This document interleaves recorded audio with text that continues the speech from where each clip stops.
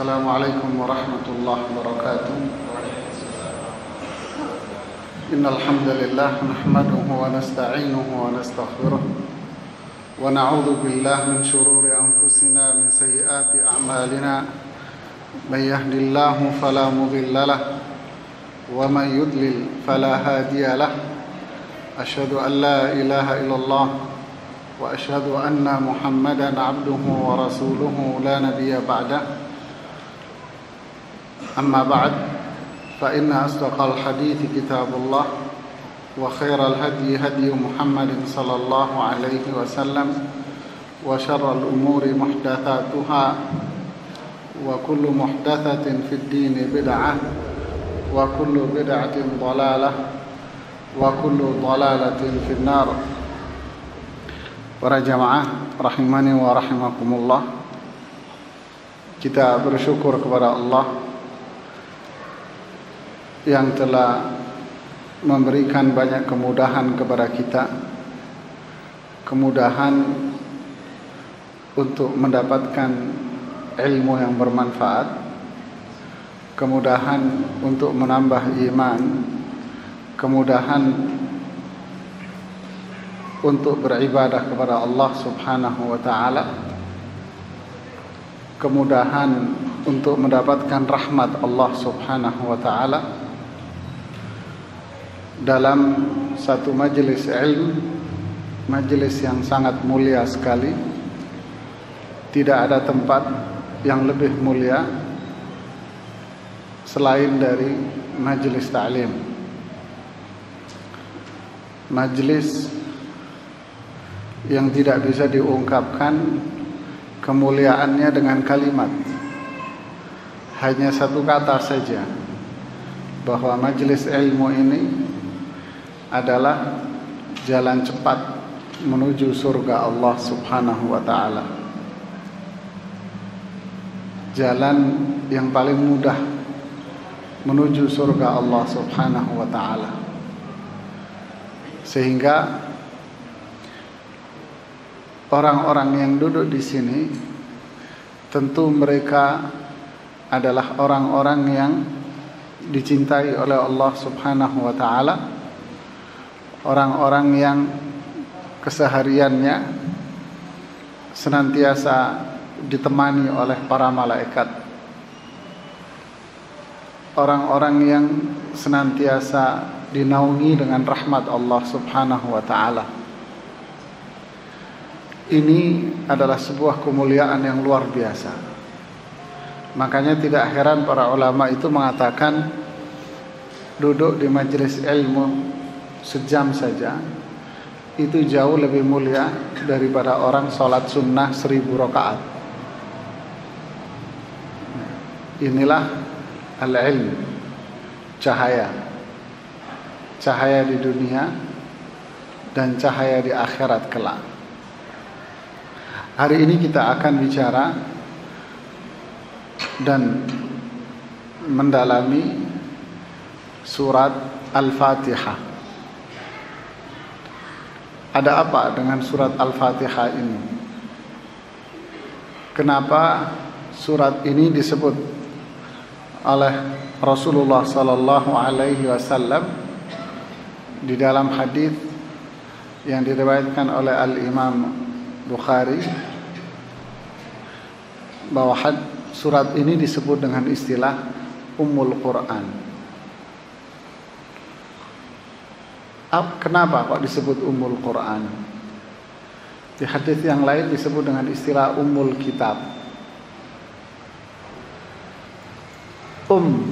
Itu apa artinya? Itu apa? Ummul Quran, Ummul Kitab. Apa artinya? Ibu. Ibu itu siapa? Ibu itu induk yang melahirkan banyak orang. Iya enggak? Ibu itu induk yang melahirkan banyak generasi. Itu ibu. Namanya. Al-Quran. Alkitab, Al-Quran maknanya. Ummul Quran. Al-Fatihah disebut dengan Ummul Quran, ibunya Al-Quran. Apa maksudnya, Pak?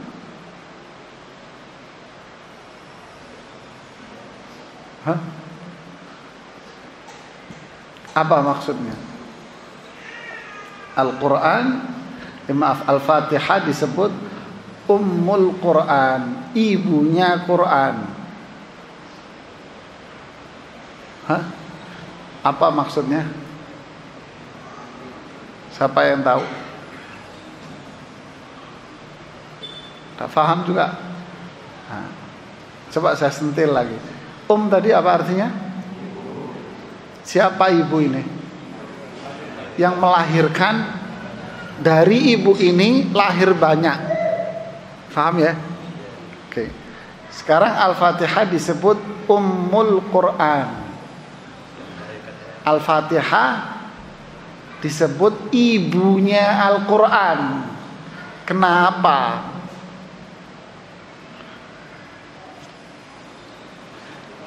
Hah? Ibu Quran. Artinya apa? Ibu tadi apa? Melahirkan. Berarti Al-Fatihah ini melahirkan apa? Melahirkan banyak sekali pelajaran, hukum-hukum, kandungan-kandungan. Jadi kalau Al-Quran itu isinya banyak macam, kan gitu, ya kan? Nah, tahu segitiga? Segitiga itu gini kan? Ini kan segitiga kan? Ya. Segitiga ini akan mengkerucut di ujungnya, kan gitu. Bawahnya lebar. Al-Fatihah Ummul Quran. Jadi isi Al-Quran itu banyak. Dia akan mengkerucut di mana? Di Al-Fatihah. Maksudnya mengkerucut apa? Terangkum. Di dalam Al-Fatihah itu sudah ada isi dari Al-Quran semuanya, Pak. Paham? Saya ulangi. Di dalam Al-Fatihah itu terkandung di dalamnya semua isi Al-Quran, Pak. Kok bisa? Nah, ini yang butuh kita pelajari. Kan? Kun aliman takun arifa, kata orang Arab. Jadilah Anda orang yang alim, yang mengerti. Takun arifa, nanti kamu mengenal. Kalau kamu kenal, kamu akan sayang nanti. Kan? Jadi ini kenapa Al-Fatihah disebut dengan Ummul Quran. Karena Al-Fatihah, di dalam Al-Fatihah terangkum, diringkas di situ semua kandungan yang ada di dalam Al-Quran. Faham, Pak? Faham ya? Oke. Kemudian Al-Fatihah juga disebut pula oleh Rasulullah dengan nama As-Sab'ul Mathani. Apa artinya? As-Sab'u apa As-Sab'? 7. Al-Mathani yang diulang-ulang. 7 ayat yang diulang-ulang bacanya. Ini. Jadi ada berapa nama tadi? Ummul Quran, Ummul Kitab, As-Sab'ul Mathani. Kemudian surat Al-Fatihah juga pernah disebut pula dengan nama Ruqyah. Tahu Ruqyah? Apa ruqyah? Sering dengar pasti kan? Apa ruqyah itu? Hah? Wa qila man raq ruqyah. Apa ruqyah? Kan sering dengar di ruqyah. Apa ruqyah? Apa Mas? Apa Pak? Raqa, yarqi, ruqyah. Apa? Kan sering dengar. Masa sering dengar terus kakak paham? Kakak paham selama ini kita ngomong apa terus? Ar-ruqyah itu artinya penyembuhan. Wa qila man raq, yang di surat apa itu? Al-Qiyamah. Lalu dikatakan kepada mereka yang akan meninggal dunia, man raq, siapa yang bisa menyembuhkan kamu ini? Jadi ar-ruqyah adalah penyembuhan. Surat Al-Fatihah disebut pula dengan surat ruqyah, surat untuk menyembuhkan penyakit. Apa kisahnya? Kisahnya ada 3 orang sahabat. Sahabat ini melakukan perjalanan. Lalu malam pun tiba. Mereka harus bermalam dan istirahat di kampung atau desa yang terdekat.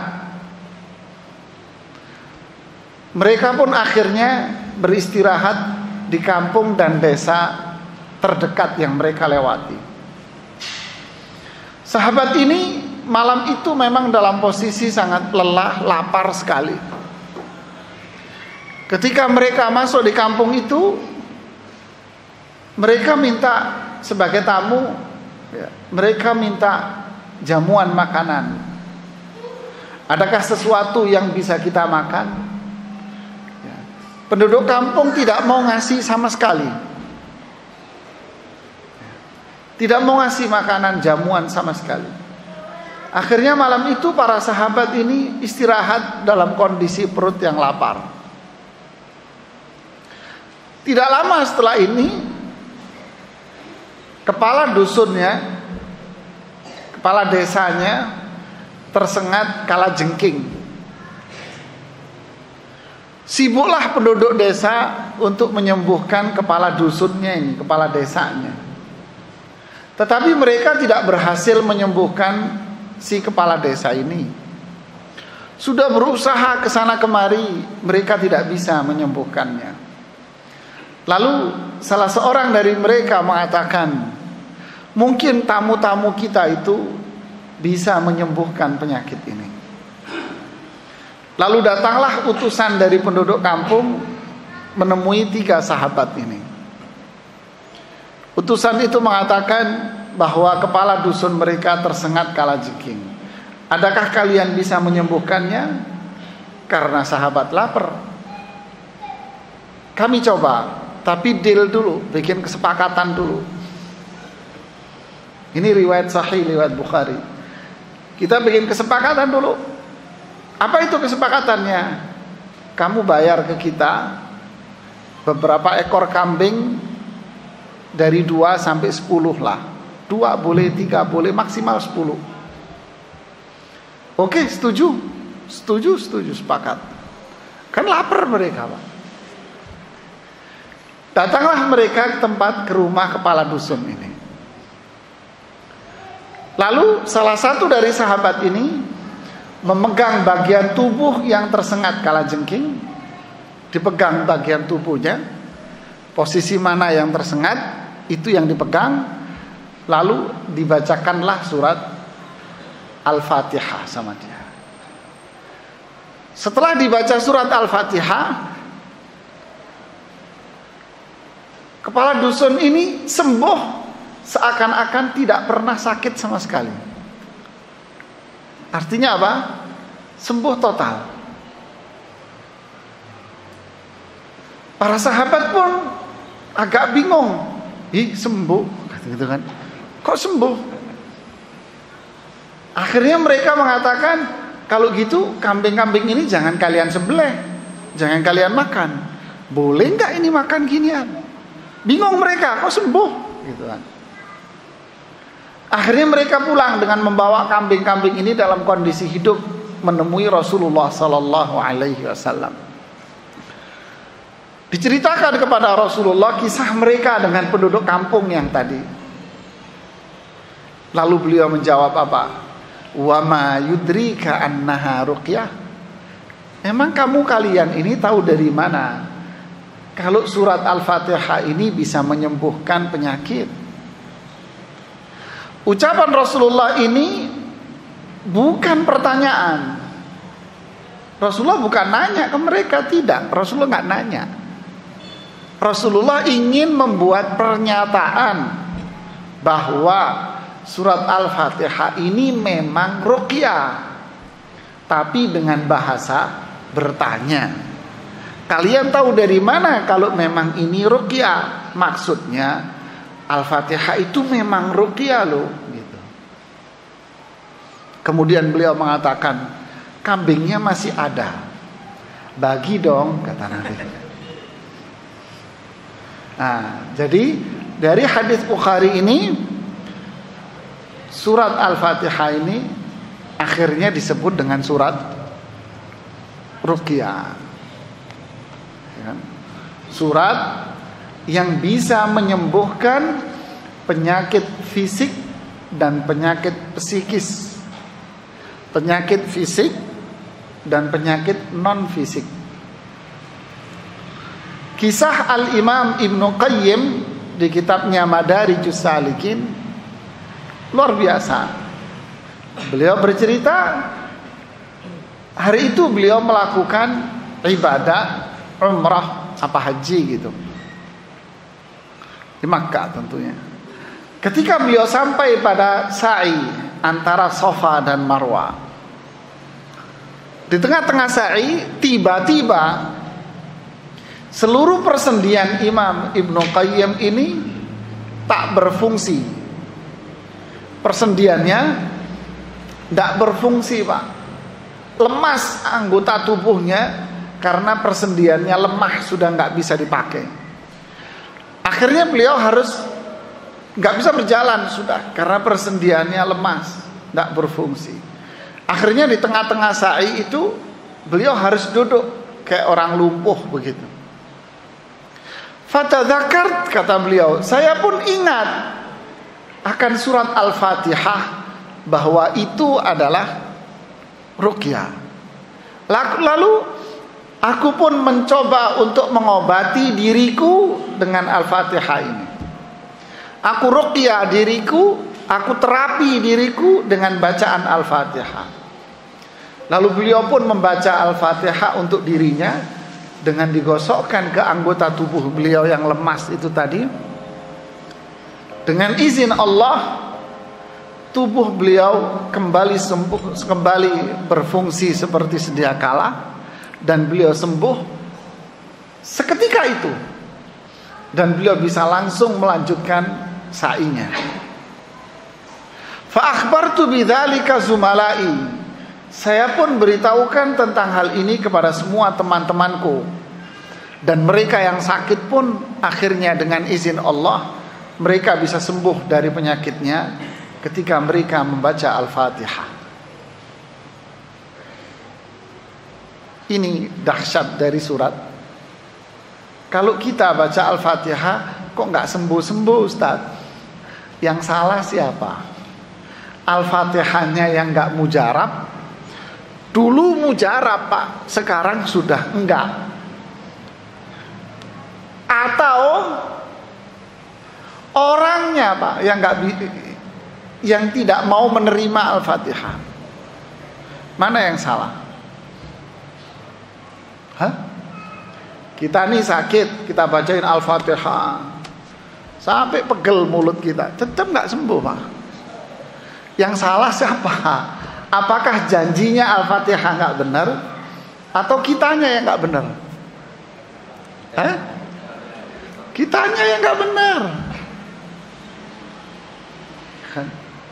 Kata Imam Ibnu Qayyim, bisa jadi ada dua sebab. Sebab pertama, ketidakadanya keyakinan akan hal itu. Kita nggak yakin kalau Al-Fatihah itu sembuh, nggak yakin. Kata Ustadz sih bisa nyembuhkan, ceramah Ustadz tadi. Ah masa, cobain ah. Lah cobain. Kan nggak percaya namanya. Pengen tahu, kayak orang beli makanan tadi, enak apa enggak, cobain dulu deh. Kan dia nggak yakin. Kita aja nggak yakin, pengen coba-coba, pengen tahu, berarti nggak yakin itu, Pak. Sebabnya ini karena kamu nggak yakin. Yang kedua, karena tempatnya nggak layak untuk menerima itu. Tempatnya nggak layak. Saya ambil contoh. Anda beli bunga mawar.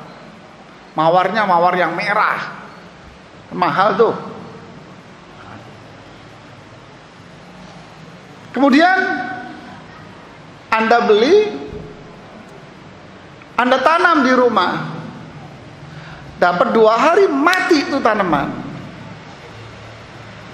Pertanyaannya, kenapa hidup ketika taruh di tukang taman, tapi kenapa Anda yang nanam mati? Yang salah yang mana? Mawarnya yang salah atau kitanya yang salah? Kenapa? Medianya salah, Pak. Tahu media? Tanahnya salah kamu, Mas. Tanahnya ini mawar, kamu taruh di sini nggak pas. Paham nggak? Nggak pas. Kamu taruh di sini, mati dia. Kok bisa mati? Ya tanahnya kamu cari tanah hitam, tanah biasa. Kita baca Al-Fatihah. Al-Fatihahnya benar, tapi giliran kita yang baca nggak berfungsi Al-Fatihahnya. Kok bisa? Karena jiwa kita kenapa? Kotor, banyak maksiatnya. Yang baca Ibnu Qayyim, para ulama, ya bersih, Pak. Iya kan? Yang baca siapa dulu? Loh sahabat tadi, ya yang baca sahabat, Pak. Bersih hatinya. Ya kan? Jadi kembali ke sini. Jadi Al-Fatihah itu disebut dengan nama surat apa? Ruqyah. Ya. Kemudian disebutkan pula di hadis Bukhari, Rasulullah SAW mengatakan bahwa surat Al-Fatihah ini adalah a'zamu suratin fil Quran. Surat yang paling mulia di dalam Al-Quran. Ya, di hadis siapa namanya? Abu Sa'id Ibnu Mu'alla yang diriwayatkan oleh Imam Al-Bukhari bahwa surat Al-Fatihah a'zamu suratin fil Quran. Surat yang paling mulia di dalam Al-Quran. Kenapa?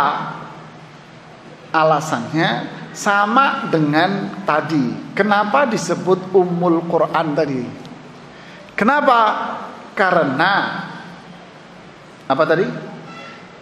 Semua isi Al-Quran terangkum di dalam Al-Fatihah. A'zam surah fil Quran. Fahamin ya? Jadi saya sebutkan poin-poinnya aja, Mas. Saya kajian di Jakarta, Al-Fatihah setahun nggak selesai, Mas. Nggak selesai setahun. Pegel jamaahnya dengerin. Jadi saya singkat. Ini ada catatan buat saya. Ini punya saya. Nanti kalau mungkin ada yang mau difotokopi, tapi belum komplit, ya. Difotokopi buat bacaan di rumah. Ya. Silahkan diperbanyak. Kemudian Al-Fatihah ini keutamaannya. Tadi nama. Ya, tadi namanya ada berapa? Ada berapa? Pertama apa? Terus ruqyah, ya kan? Terus sab'ul matani. Sekarang keutamaan. Yang pertama tadi keutamaannya apa? Surat paling mulia di dalam Al-Quran. Keutamaan yang kedua. Keutamaan yang kedua, surat Al-Fatihah ini rukun dalam sholat. La sholata liman lam yaqra' bi fatihatil kitab. Tidak sah sholat seseorang yang tidak membaca Al-Fatihah. Tidak sah. Baik sholat wajib maupun sholat sunnah harus baca surat Al-Fatihah. Rukun, istilahnya rukun sholat. Asy-Syaikh Shalih Al-Fauzan hafizahullah ditanya dalam fatwa beliau, ya Imam, bagaimana hukumnya seseorang yang membaca Al-Fatihahnya di dalam sholat itu tidak benar? Seperti apa tidak benar? Memanjangkan yang pendek, memendekkan yang panjang, atau merubah huruf di dalam Al-Quran.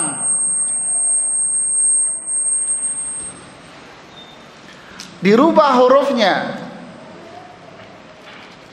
Apa hukumnya? Saya ambil contoh. Orang baca Al-Fatihah seringkali, ini dimatiin aja fungsinya. Seringkali orang baca Fatihah begini, Mas.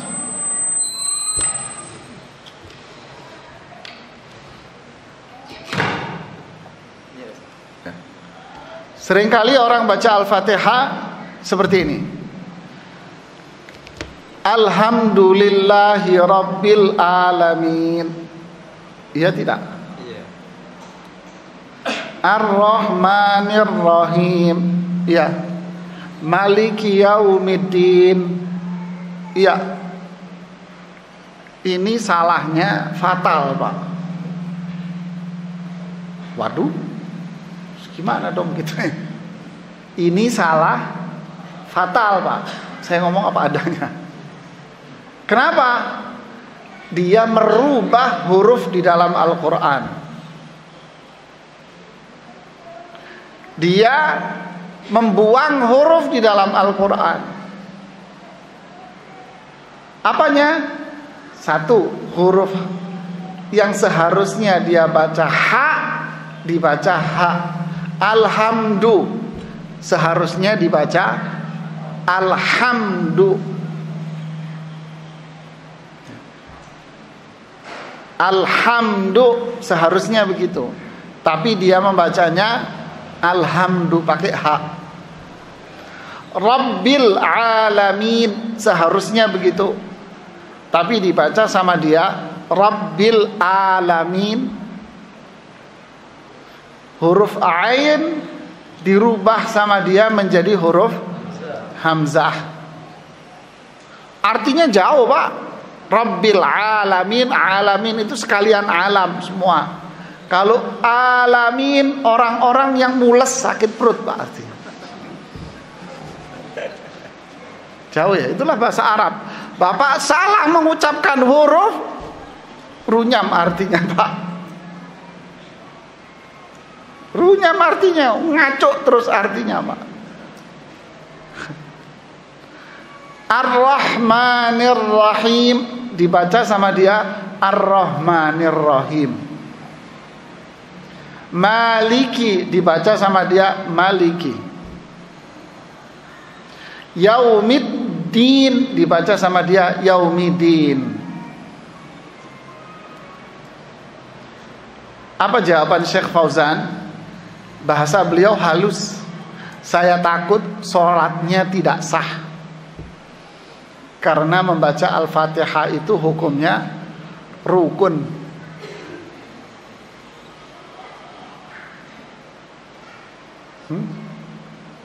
Saya ingat dulu, saya masih kuliah. Hari itu hari terakhir kita perkuliahan. Tahun 99. Terakhir itu, pertemuan terakhir. Mata pelajaran Al-Quran. Sama Ustadz Irwandi. Itu sekelas sama saya beliau. Cuman bedanya beliau lebih cerdas, sayanya kakak lah di bawah. Kan gitu. Hari itu hari terakhir kita pertemuan, jadwal pelajarannya Al-Quran. Pelajaran lain sudah nggak ada, paling isinya nasihat-nasihat aja sudah. Karena mau lulus, sudah selesai, sudah 7 tahun kita kuliah. Pelajaran Quran datang, namanya Ustadz Muhammad Iqbal Qari dari Pakistan. Beliau yang ngajarin kita ngaji 7 tahun. 7 tahun belajar ngaji, Pak. Beliau mengantongi 10 bacaan jenis Al-Quran, qiraat asyra. Sudah 7 tahun kita ngaji, tapi jangan takut beliau. Hari itu terakhir. Dia bilang, orang Pakistan beliau. Beliau kalau ngajar enggak pernah ngelihat wajahnya orang. Beliau kalau ngajar nunduk, cuman pegang absen gini, nggak pernah lihat wajah orang.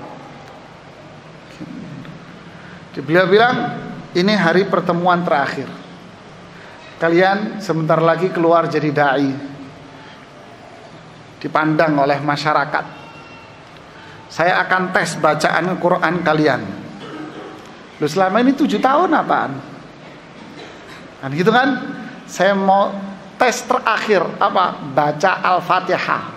Sudah 7 tahun loh, Pak. Kita baca Al-Fatihah lagi. Runyam nih kata anak-anak. Disuruh baca waktu itu satu kelas isinya 34, Pak. Jadi satu angkatan itu 34 orang. Jadi kalau kuliah syariah 4 tahun ya 4 kelas doang. Nerimanya setahun sekali. 34 itu seluruh Indonesia, Pak. Nah, Ustadz Irwandi di situ di antaranya. Udah dites satu-satu. Semua yang kita baca nggak luput dari meja yang digebrak sama beliau. Kita mau lulus nih. Baca fulan dari depan 1. Brak, salah. Baca sono lagi, gebrak lagi mejanya. Itulah, Pak. Jangan takut terus ya. Waduh, terus kita gimana dong? Enggak. Artinya apa?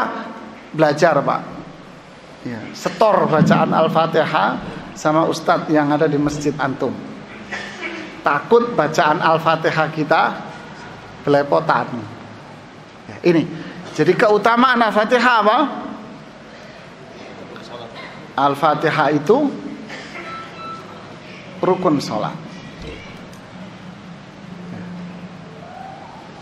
Paham, Pak? Nanti ada pembahasan tentang tafsir isti'adzah, ta'awud. Nah, nanti saya sampaikan di kajian ini aja. Kajian apa namanya? Subuh atau apa nanti ya. Karena kalau saya baca bahas tafsir ta'awud habis sampai zuhur, Pak. Oke, sekarang apa isinya Al-Fatihah itu?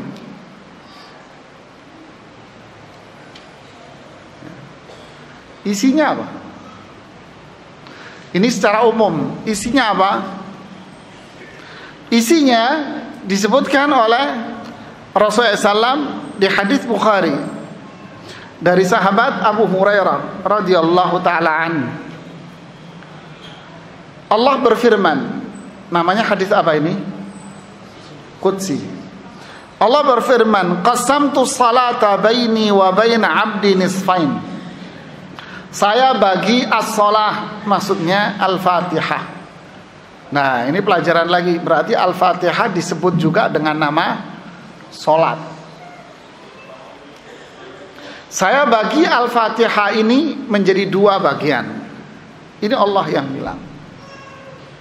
Saya bagi Al-Fatihah jadi 2, Pak. Wali abdi qasamtu salata baini wa baina abdi nisfain. Saya bagi Al-Fatihah ini jadi 2. Sebagian untukku dan sebagian untuk hambaku. Separuh untuk Allah dan separuhnya untuk hambaku. Ya. Wali abdi masal. Haknya hambaku saya akan kasih. Maksudnya apa? Dibagi 2 sama Allah Al-Fatihah. Separuh itu haknya Allah, yang separuh haknya hamba. Haknya hamba saya akan kasih semua. Paham ya? Haknya hamba saya kasih semuanya. Lalu Allah memperinci di hadis ini. Fa idza qala al-'abdu, jika hambaku mengatakan alhamdulillahi rabbil alamin.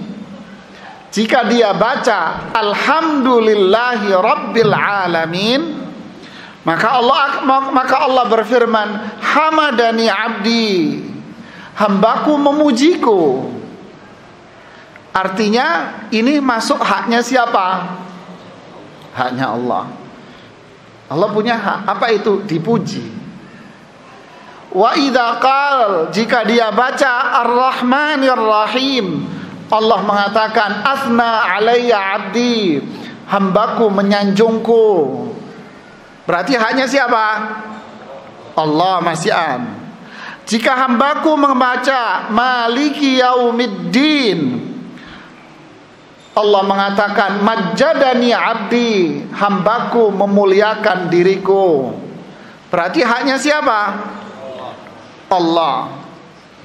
Ketika dia membaca iyyaka na'bud wa iyyaka nasta'in, qala hadza baini wa baina abdi, inilah antara aku dengan hambaku.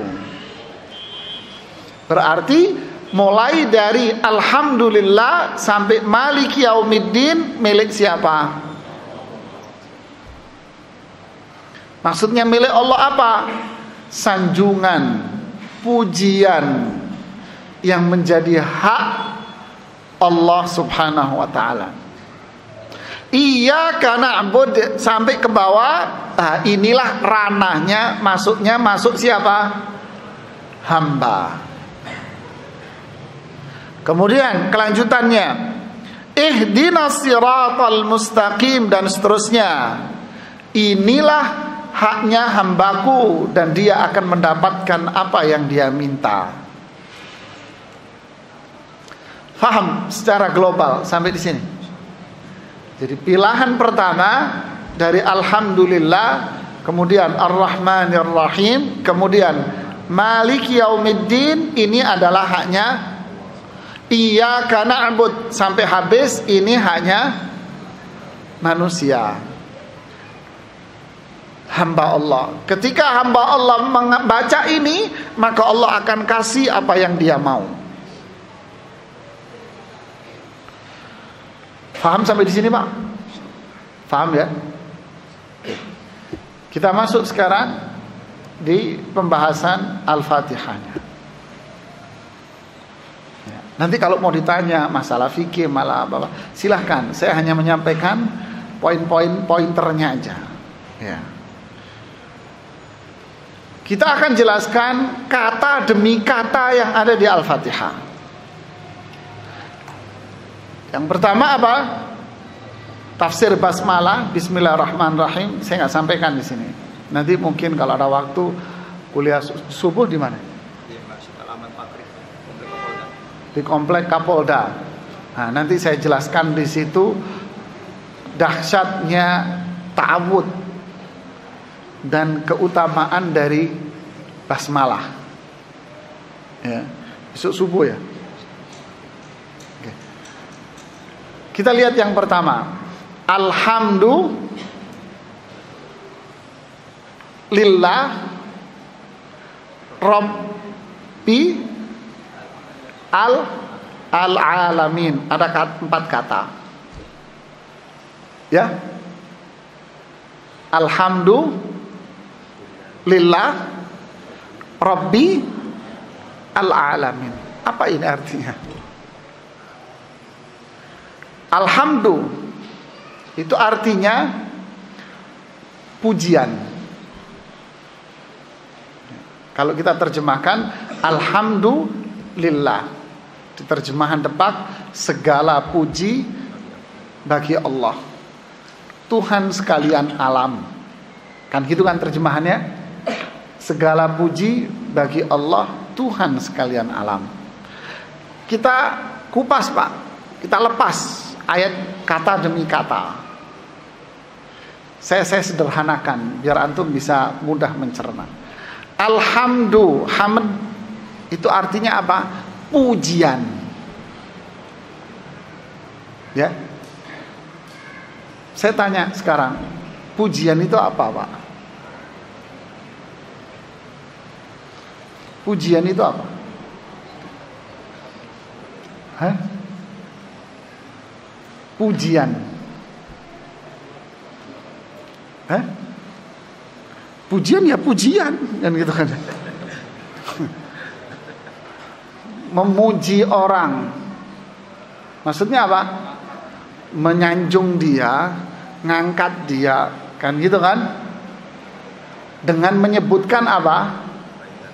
Kebaikan-kebaikan dia, kan gitu kan? Nah, pujian yaitu apa tadi? Kalau pujian berarti sanjungan, mengangkat dia, menyanjung dia dengan cara menyebut kebaikan-kebaikan dia. Ya, ini pujian. Berarti pujian itu dilakukan dengan cara apa, Mas? Dengan cara apa, Pak?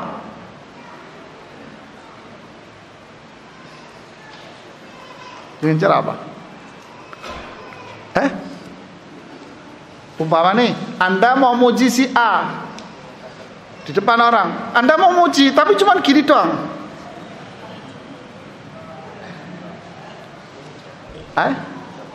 Anda mau muji istri Anda, diem doang.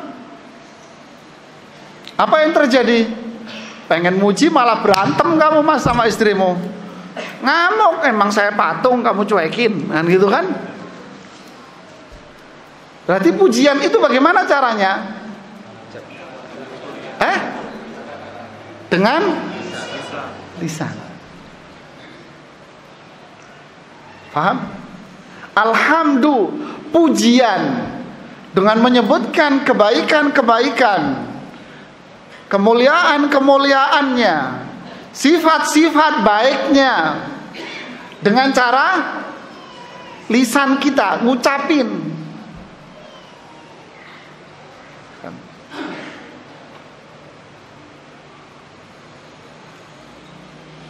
Seperti Anda ingin muji istri Anda. Anda mengatakan apa? Dia masak nih. Masaknya sih kurang enak sebetulnya, Mas. Masaknya kurang enak. Anda puji dia. Istri Anda pengen kan pede gitu. Mas, gimana masakannya? Masakan ini nggak ada yang seperti ini, Mas. Emang kagak ada, wong kagak enak. Tapi istri Anda menganggap nggak ada yang seperti ini. Maksudnya apa? Wah, paling hebat, kalau perlu tambahin jempol satu lagi. Sayang cuma 2. Kan gitu kan? Diucapkan gitu loh. Aku cantik nggak? Wah, paling cantik. Ya iyalah, ya cuma punya saya, kamu punya orang lain kayak nggak boleh saya bilang cantik. Jadi muji itu dengan lisan. Nah, kembali ke sini, alhamdulillah, pujian dengan kemuliaan-kemuliaannya, dengan sifat-sifat yang baik. Alhamdulillah, pujian. Oke, 1. Berarti alhamdulillah itu artinya pujian. Memuji dengan lisan. Yang 3, Pak. Kenapa Anda puji dia?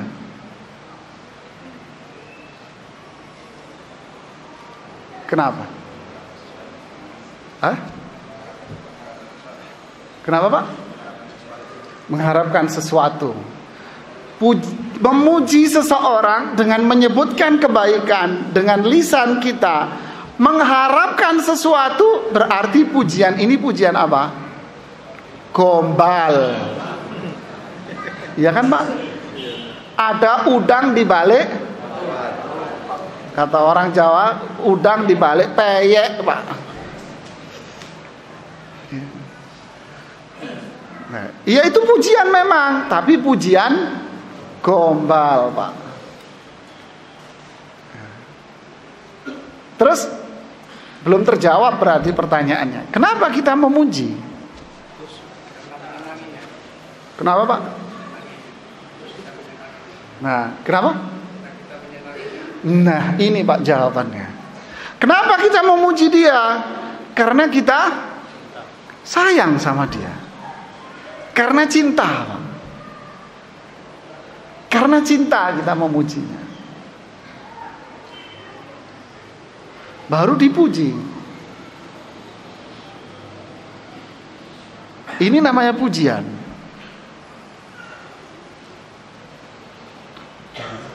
Karena cinta. Paham enggak? Ketika kita cinta, kita puji dia.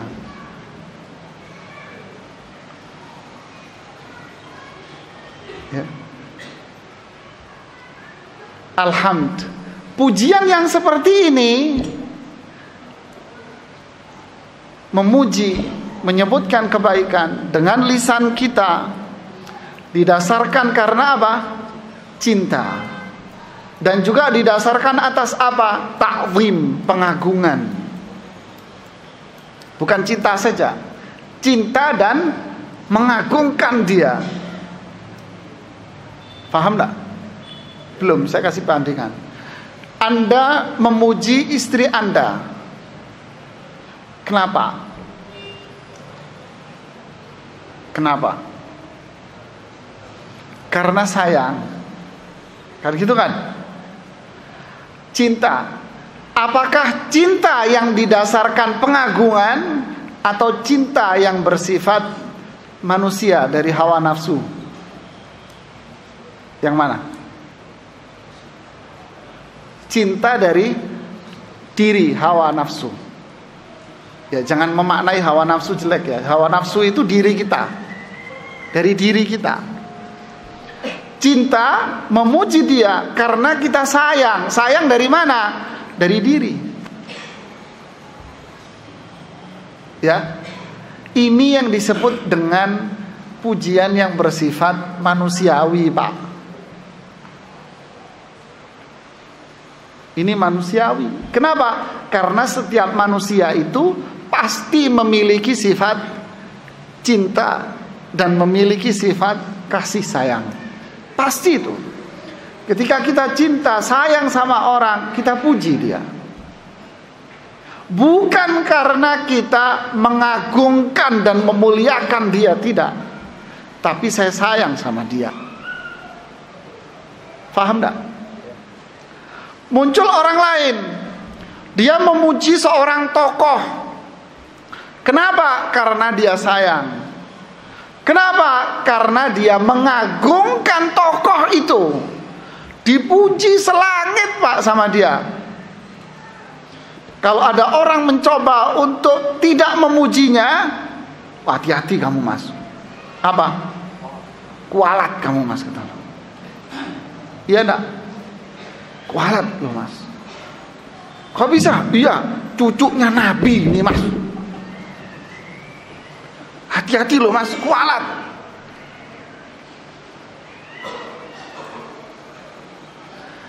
Ini memuji bukan karena cinta saja, tapi ada unsur apa? Lebih. Apa unsur lebihnya? Mengagungkan tadi, Pak. Diagungkan sama dia. Sama enggak dengan yang pertama? Sama apa beda? Kalau yang pertama Anda puji karena sayang. Kalau dia salah, Anda salahin. Kan gitu kan? Kalau dia salah, Anda tegur. Tapi kalau karena pengagungan, menganggap salah enggak orang itu, enggak pernah salah. Wih, kualat kamu bilang salah. Enggak boleh. Kenapa kok enggak dianggap salah? Karena diagungkan, Pak. Seakan-akan dia dari bangun tidur sampai tidur lagi enggak pernah salah, Pak. Sempurna. Sehingga diagungkan dia. Beda apa sama? Nah, yang dimaksud di Al-Fatihah ini pujian yang mana? Pujian yang pertama apa pujian yang kedua? Yang kedua, Pak. Kalau yang pertama itu manusia, Pak. Manusia. Ya kan? Yang pertama ini memuji dengan lisan kita karena dasar cinta dan pengagungan yang sangat tinggi. Pujian yang seperti ini boleh nggak kita sampaikan kepada sesama makhluk? Nggak boleh. Kenapa? Karena alhamdulillah. Model pujian yang kedua ini, Pak, para jamaah sekalian, hanya boleh diberikan kepada Allah. Lillah, hanya milik Allah saja.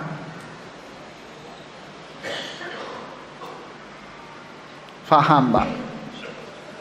Ini makna dari kata alhamdulillah.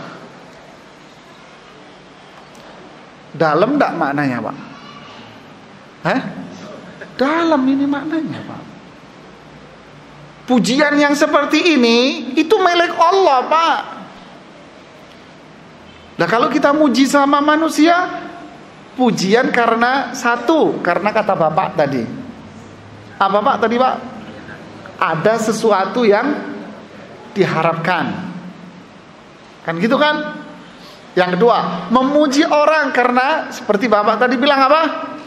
Cinta, sayang sama dia. Berarti pujian kita kepada sesama manusia ini pujian yang berbentuk apa, Pak? Ada tendensinya. Subjektif. Iya enggak? Subjektif. Ini contoh. Saya pernah nanya sama orang Sudan. Saya pernah guru ustadz dulu di kampus, ustadz dari Sudan. Saya main ke rumahnya, kita nanya. Ini karena di rumah kita nanyanya bebas. Kriteria wanita paling cantik menurut orang Sudan itu seperti apa, Pak?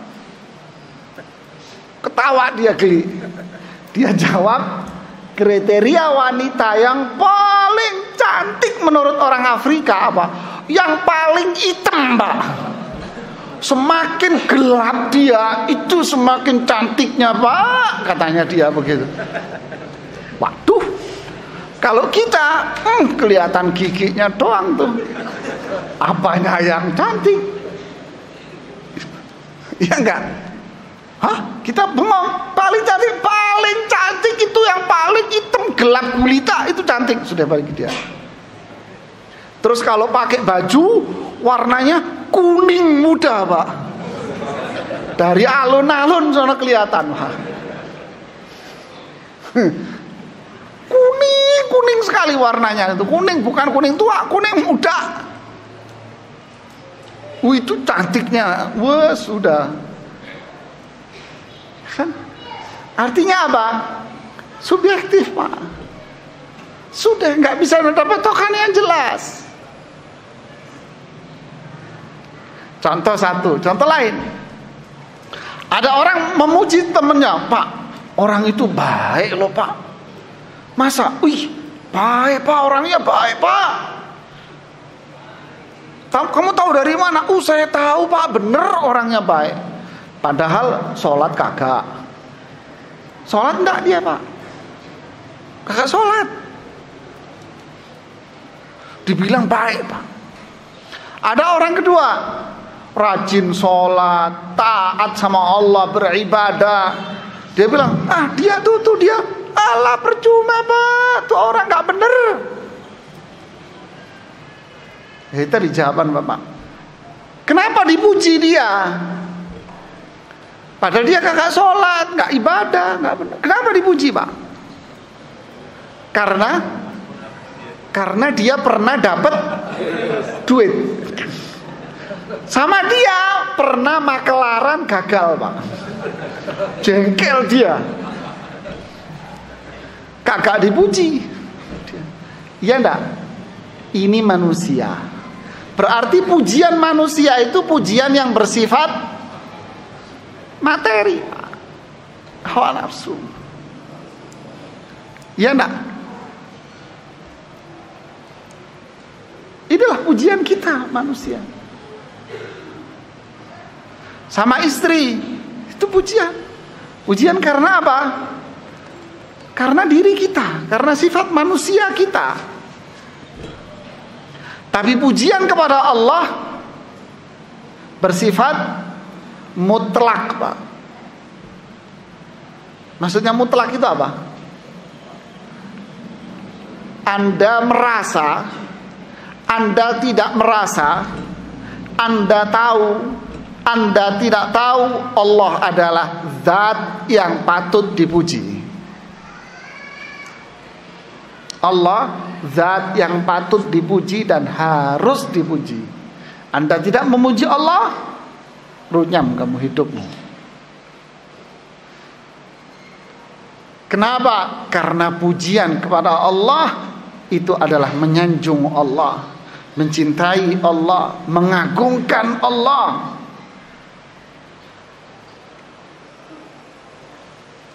Nah, pujian yang seperti ini hanya milik alhamdulillah, milik Allah, zat yang hanya kepadanya aku beribadah. Lillah, li itu kepunyaan, milik. Lillah artinya milik Allah. Siapa Allah itu? Zat yang hanya kepadanya kami beribadah, zat yang hanya kepadanya kami beribadah. Berarti pujian dengan lisan kita, dengan kecintaan, dengan pengagungan, hanya kita tujukan kepada zat yang aku beribadah kepadanya saja. Faham Pak? Faham ya?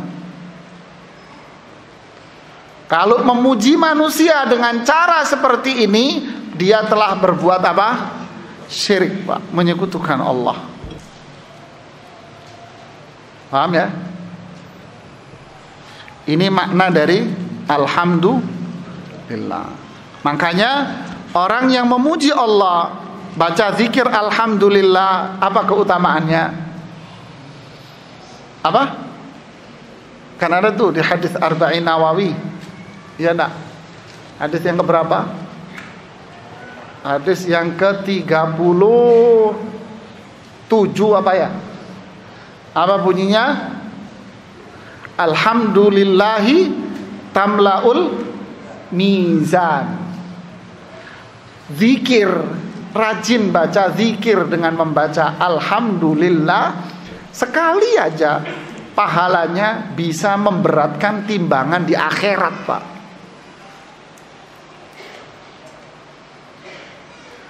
Jadi ayat ini alhamdulillah, pujian milik Allah. Ini bukan kalimat berita, bukan ngasih tahu manusia pujian itu milik Allah loh ya, bukan. Kata Imam Ibnu Jarir At-Tabari di dalam tafsirnya, maknanya adalah uhmudullah, pujilah Allah. Ini perintah Pak, perintah yang datang dalam bentuk cerita, berita. Saya ulangi, alhamdulillah itu maknanya sebetulnya adalah perintah. Seperti dalam tafsir Imam Ibnu Jarir At-Tabari. Artinya Allah memerintahkan kita untuk senantiasa memuji Allah dengan cara membaca zikir alhamdulillah. Paham? Baca zikir alhamdulillah. Berapa kali? Terserah. Kapan? Kapanpun. Apa keutamaannya? Tamlaul mizan, bisa memberatkan timbangan di akhirat. Di hadis yang lain, wa kullu tahmidatin shadaqah. Setiap bacaan alhamdulillah sama pahalanya dengan orang yang berapa pahala orang bersedekah? 700 kali lipat, bahkan berlipat-lipat ganda, hanya Allah yang tahu. Yaitu makanya disebut memberatkan timbangan, karena pahalanya berlipat-lipat ganda. Jadi jangan segan-segan membaca zikir alhamdulillah. Ibu-ibu yang lagi di rumah sambil masak, baca zikir alhamdulillah. Kenapa? Biar setan gak masuk. Kalau setan masuk ngomel. Kalau ngomel gak dapat pahala. Baca zikir alhamdulillah, alhamdulillah. Khususnya ketika kita mendapatkan nikmat. Faham Pak sampai di sini? Kita lanjutkan ya. Rabbil alamin. Orang Jawa bilang Rabbil ngalamin, Pak. Kalau lidah Jawanya terlalu tulen, Rabbil ngalamin, suruh makan pempek setiap hari biar iya biar berubah, Pak. Tapi kalau giginya rusak saya nggak tanggung jawab ya. Saya akan minum cuka. Rabbil alamin. Tadi ingat, jangan dibaca Rabbil alamin. Jangan dibaca Rabbil alamin. Jangan. Alamin jangan. Apa tadi artinya alamin? Sakit perut Pak artinya. Orang-orang yang mules-mules Pak artinya. Tapi pakai huruf ain. Rabbil ain, ditekan di tenggorokan, ya. Kalau belum bisa bilang jam 1 malam gosok pakai emas 1 gram, Pak.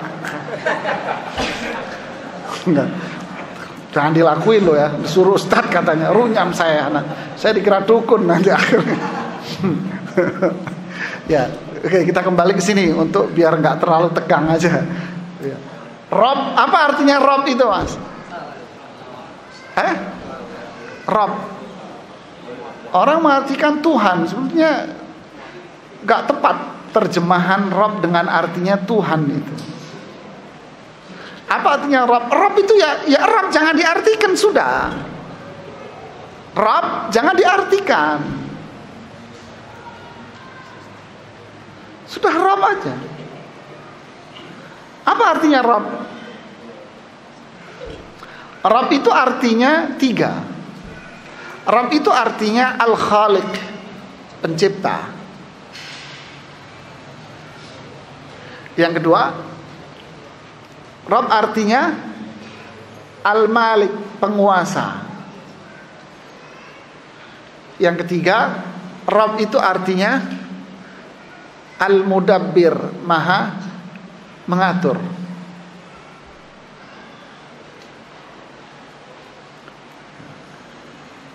Apa artinya Rob? Pencipta, penguasa, pengatur. Rob. Paham ya? Alhamdulillahi. Terus lihat harokatnya. Harokat Robnya mana harokatnya? Robba, Robbu atau Robbi? Nah, alhamdulillah lillahi rabbi. Kenapa kok lillahi sama rabbi? Dalam bahasa Arab berarti rabbi itu kedudukannya sebagai sifat. Mensifati siapa? Mensifati Allah. Mudeng ra Mbak Mas? Faham nggak? Faham nggak? Apa bahasa Medan? Faham itu apa? Faham juga ya?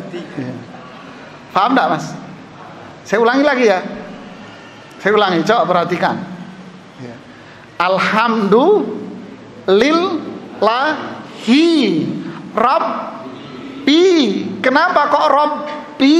Harokatnya kasroh ngikut lillahi. Kenapa? Karena Rabbi itu sifat. Sifat dari mana? Lillahi. Berarti sifat dari Allah. Berarti pula Allah punya sifat apa? Rabbi. Faham Pak? Kembali ke makna tadi. Maknanya Rabb tadi apa? Pencipta, penguasa. Siapa yang mencipta? Siapa yang menguasai dan siapa yang mengatur? Balikin ke sifatnya. Milik siapa sifat ini? Berarti yang mencipta itu adalah zat yang kita beribadah hanya kepada. Siapa yang berkuasa di sini? Zat yang kita beribadah hanya kepadanya, Allah, lillah. Siapa yang mengatur, yang bikin skenario semua? Siapa? Lillahi, zat yang hanya kita beribadah kepada. Faham Pak? Faham ya? Taruh tenggorokan saya kering Pak.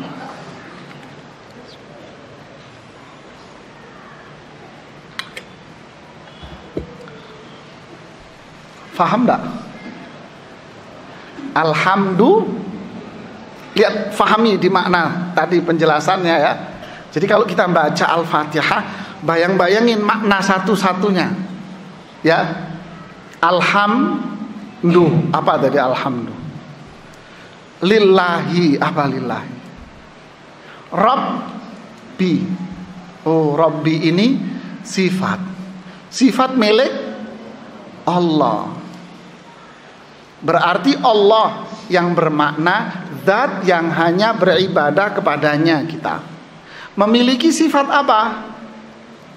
Mencipta, menguasai, mengatur. Faham Pak? Faham ya? Lanjutannya, al-alamin. Al-alamin ini bentuk jamak dari apa? Alam. Alam ini apa? Hah? Alam. Kata para ahli tafsir mengatakan alam itu adalah selain Allah, itu alam. Apa alam ini? Makhluk. Ya, barakallahu fiik. Alam itu artinya makhluk. Jadi alam, kalau kita sebut alam semesta, maksudnya apa? Makhluk, ciptaan. Makhluk. Makhluk ini apa? Siapa? Selain Allah, makhluk. Sekali lagi, selain zat Allah berarti dia makhluk. Paham? Kita hubungkan dengan Rabbil Alamin. Berarti semua yang ada di alam, baik yang ada di langit, langit 1 sampai langit 7, yang ada di bumi, bumi lapisan pertama sampai yang paling bawah, semua ini adalah apa? Ciptaan Allah. Rabbil alamin, menciptakan alam ini. Yang kedua tadi apa? Menguasai. Berarti alam dikuasai oleh siapa? Allah yang berkuasa, Allah raja. Yang ketiga, makna ketiga tadi apa? Berarti yang mengatur seluruh alam, mulai langit sampai bumi, lapisan paling bawah sono, siapa yang ngatur semuanya? Siapa yang memanage? Siapa yang bikin skenario semua? Siapa yang ngatur? Allah, Pak.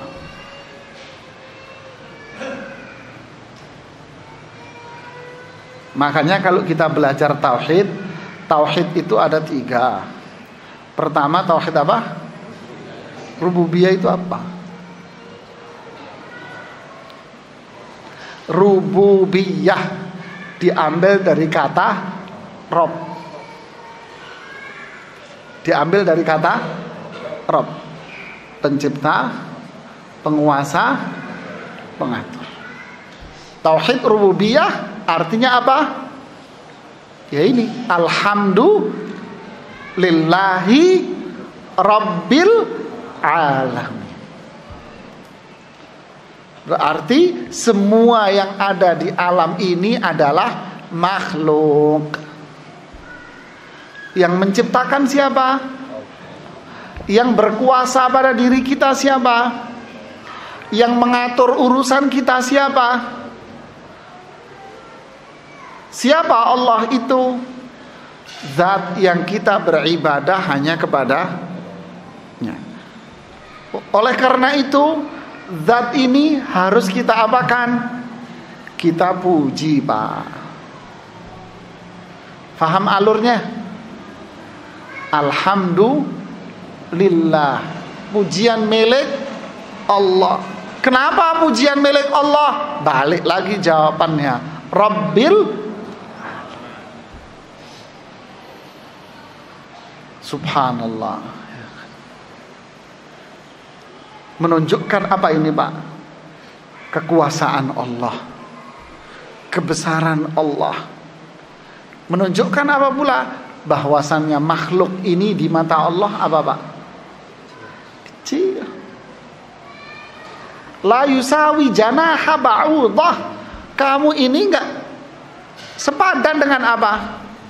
Satu sayapnya nyamuk dibanding dengan apa? Kekuasaan. Enggak sama dengan satu sayapnya nyamuk. Enggak sama. Kecil manusia, Pak. Berarti manusia ini miskin. Miskin manusia ini, Pak, miskin. Berarti manusia ini membutuhkan siapa?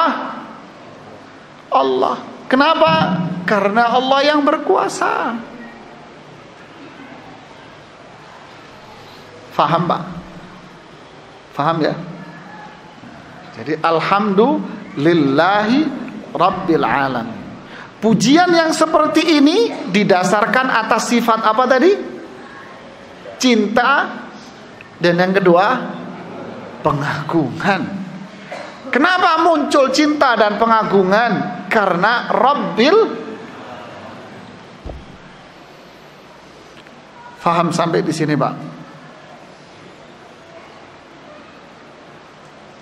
Ya. Berarti sifat rububiyah, penciptaan, penguasaan, pengatur hanya milik Allah. Subhanallah. Makanya di hadis tadi, ayat ini haknya siapa? Allah. Kita lanjutkan, Pak. Ingat tadi keutamaannya tadi, hadis riwayat Imam Muslim.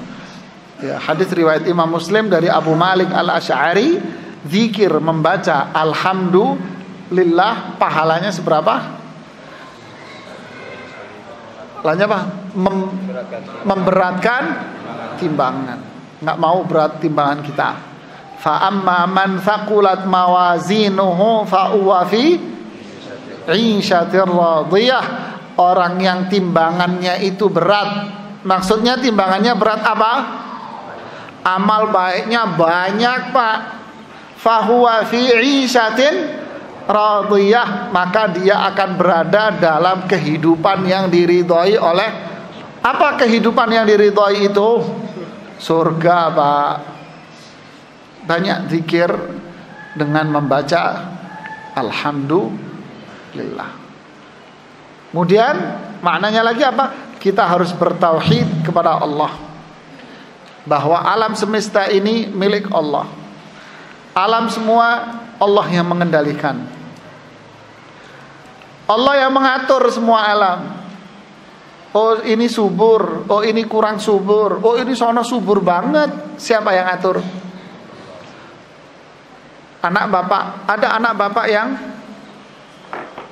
pendek, ada anak bapak yang tinggi. Anak saya yang nomor 1 tingginya sesaya Pak. Tingginya sesaya. Kelas 1 SMP, cewek, saya tinggi. Adiknya yang nomor 3 kecil Pak, pendek. Jadi kalau jalan sama kakaknya jomplang lah. Siapa yang ngatur? Wah Pak.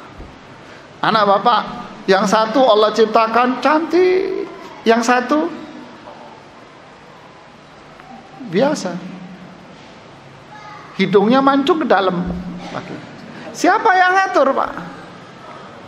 Allah Pak. Semua Allah yang ngatur. Rabbil alamin. Bapak 1 saudara. Ada saudara bapak yang istilah kita sukses duniawinya, sedangkan saudara yang lain bahkan kekurangan. 1 saudara Pak. Siapa yang ngatur? Rabbil alam. Boleh kita protes? Boleh? Enggak. Saya tulis kisah di buku saya tentang rukun iman. Di buku yang ke-6 buat anak-anak. Yang ke-6 iman kepada takdir. Sulit saya nulis buku itu kepada anak-anak. Akhirnya saya buatlah sebuah cerita-cerita di situ. Cerita yang saya karang sendiri. Saya contohkan di situ sosok seseorang. Nggak salah saya kasih nama Ahmad atau siapa. Ini anak sekolah, ringkas ceritanya gini. Sekolah Pak, dari SD nilainya 10-10 Pak. Jadi dia dari SD beasiswa. Kenapa? Nilainya 10. SMP beasiswa Pak. Dan dia dari keluarga miskin sekali, sangat miskin. SMP beasiswa, nilainya 10. Lulus SMP, masuk SMA, dikasih beasiswa, sekolah paling hebat. Beasiswa lagi, gak bayar lagi Pak. Lulus SMA, summa cum laude. Beasiswa perguruan tinggi. Kuliah, summa cum laude, nilai sempurna. Ingat, cerita ngarang ini loh Pak. Saya ngarang ini Pak ya. Summa cum laude kuliahnya. Dia kuliah dengan teman sebangku. Yang sebangku Oon Pak.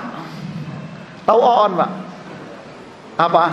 Nggak bek uteknya Pak, separuh Pak. Pahlul kata orang Arab Pak. Nggak pinter bahasa halusnya. Susah dia belajarnya. Seringkali dibantu sama si Ahmad ini. Tugas-tugas Ahmad ini yang bantu Pak. Lulus ya lulus juga, tapi lulusnya dengan nilai pas bandrol. Nah, pas-pasan. Ahmad yang bantu, Ahmad yang ngajarin. Ahmad lulus kuliah cum laude.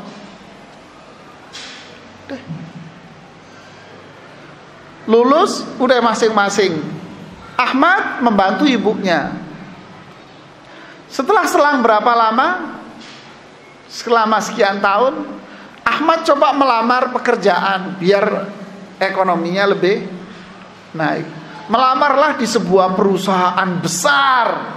Gede perusahaannya Pak, sudah mega proyek Pak, melamar di situ. Ngelihat nilainya sempurna, dipanggil Pak sama direkturnya, HRD. Anda diterima.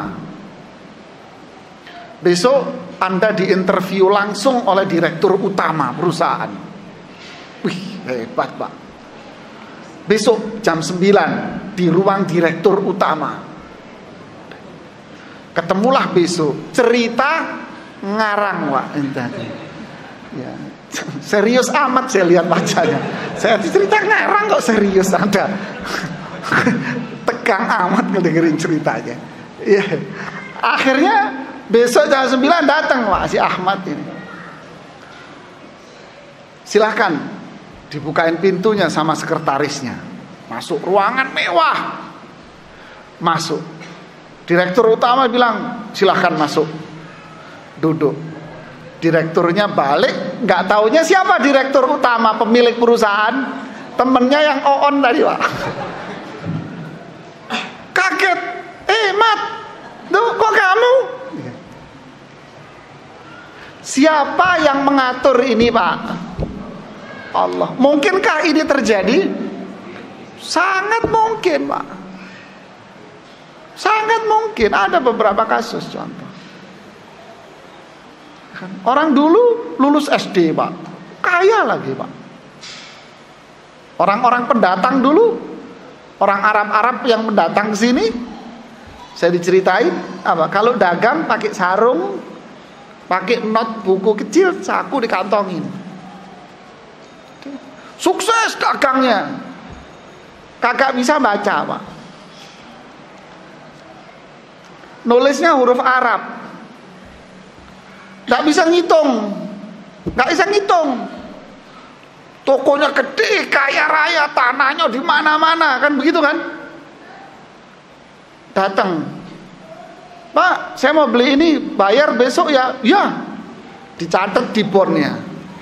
Bapak baju kuning utang 500.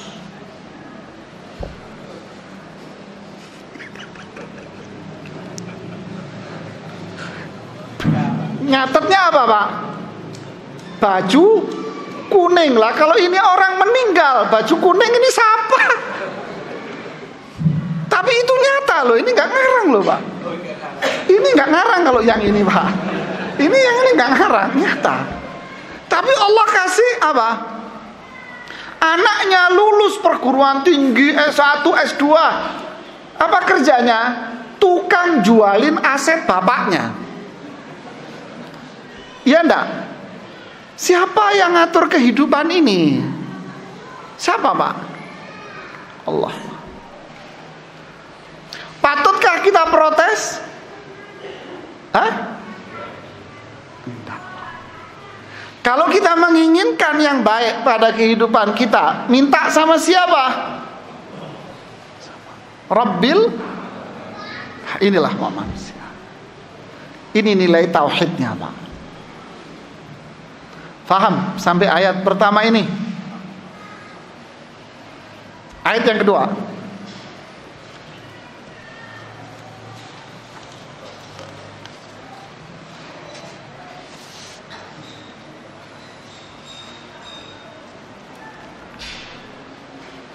Ar-Rahman. Apa harokatnya? Harokatnya apa? Ayat yang kedua, Ar-Rahmani. Kok ni? Berarti dia apa tadi? Masya Allah. Faham? Ar-Rahman. Harokatnya apa? Ni. Berarti dia sifat dari mana? Sifat dari lillah. Faham Pak? Berarti nyambungnya kemana? Ke lillahi. Faham ya? Faham apa belum? Ya. Ar-Rahmani, Ar-Rahimi. Berarti nyambungnya ke lillahi. Berarti Ar-Rahman sifat dari Allah. Ar-Rahim sifat dari. Kenapa Allah itu patut dipuji dengan penuh kecintaan dan keagungan? Apa? Jawaban pertama tadi, karena Allah itu Rabb. Kan gitu kan? Jawaban kedua apa? Berarti karena Allah itu apa? Karena apa? Jawab aja, nggak usah takut. Nggak ada nilainya, Pak. Takut amat. Kenapa? Karena Allah sifat yang kedua apa? Ar-Rahman Rahim. Ya kan? Faham enggak? Karena Allah itu punya sifat rahmah. Ya enggak? Apa rahman itu, Pak? Kasih sayang. Ya. Sekali lagi, ayatnya kedua saya ulangi lagi. Berhubungan dengan mana? Lillah. Sifat dari lillah. Ya. Kalau kamu Bapak ngantuk nggak nyambung, Pak. Ngantuk nggak nyambung, Pak. Udah nggak nyambung kalau ngantuk dah. Paham ya? Oke, sekarang berikutnya Rahman Ar-Rahim. Ini adalah dua nama Allah. Berarti Allah punya nama apa? Rahman. Berarti Allah punya nama Rahman dan Rahim itu sebetulnya satu. Apa itu? Rahmat. Ya kan? Yaitu rahmat dipisah menjadi Rahman dan Rahim. Saya ulangi, Rahman nama Allah, Rahim juga nama Allah. Intinya satu sifat. Sifat apa? Rahmat. Ya, melahirkan dua nama. Nama Rahman dan nama. Berarti di ayat sampai kedua aja di sini menyebutkan nama Allah berapa? Berapa? 4. Bagus. Yang pertama apa? Allah, Rabb, Rahman, Rahim. Ini sebabnya kenapa pujian itu hanya diberikan kepada Allah. Faham, Pak? Sekarang apa bedanya Rahman sama Rahim, Pak?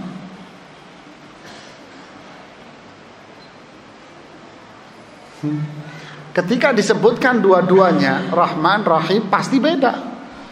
Kalau sama, masa disebutin? Kalau sama nggak mungkin disebutin. Ketika itu berbeda, disebutkan. Apa bedanya Rahman dengan Rahim?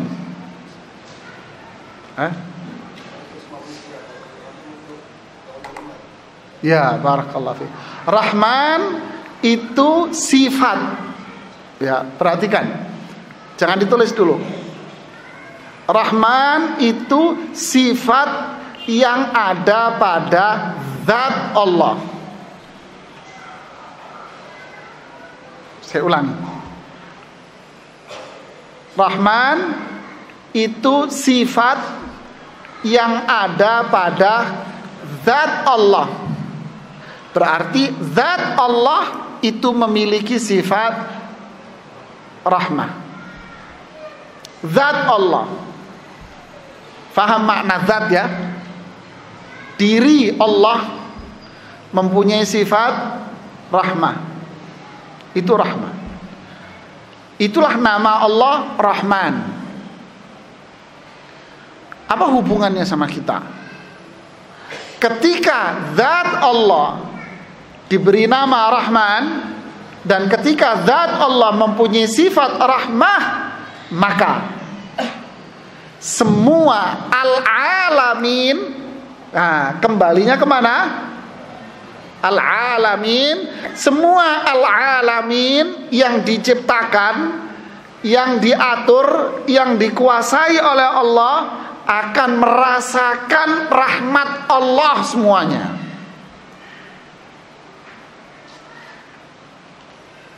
Paham tak? Paham tak? Saya ulangi. Rahman itu artinya zat Allah yang memiliki sifat rahmat, kasih sayang.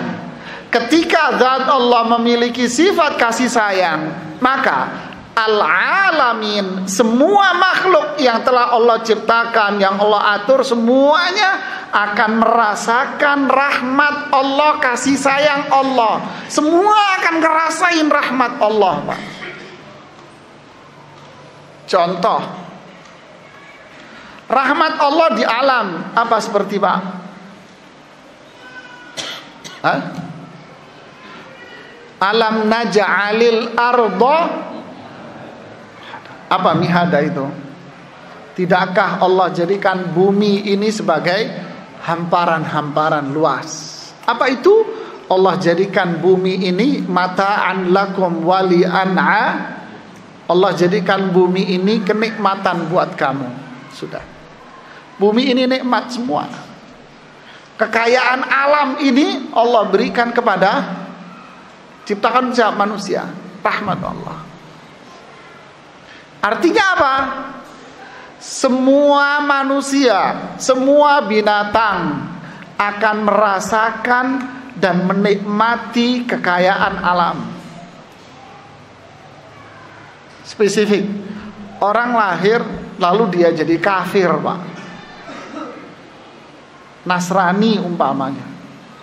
Dia bisa menikmati bisa menikmati rahmat Allah yang bersifat umum ini. Dia bisa gali kekayaan alam, bisa kaya, Pak. Kenapa? Rahmat Allah. Paham enggak? Contoh lagi, di antara rahmat Allah apa, Pak? Sehat walafiat tubuhnya. Iya nak? Itu rahmat Allah.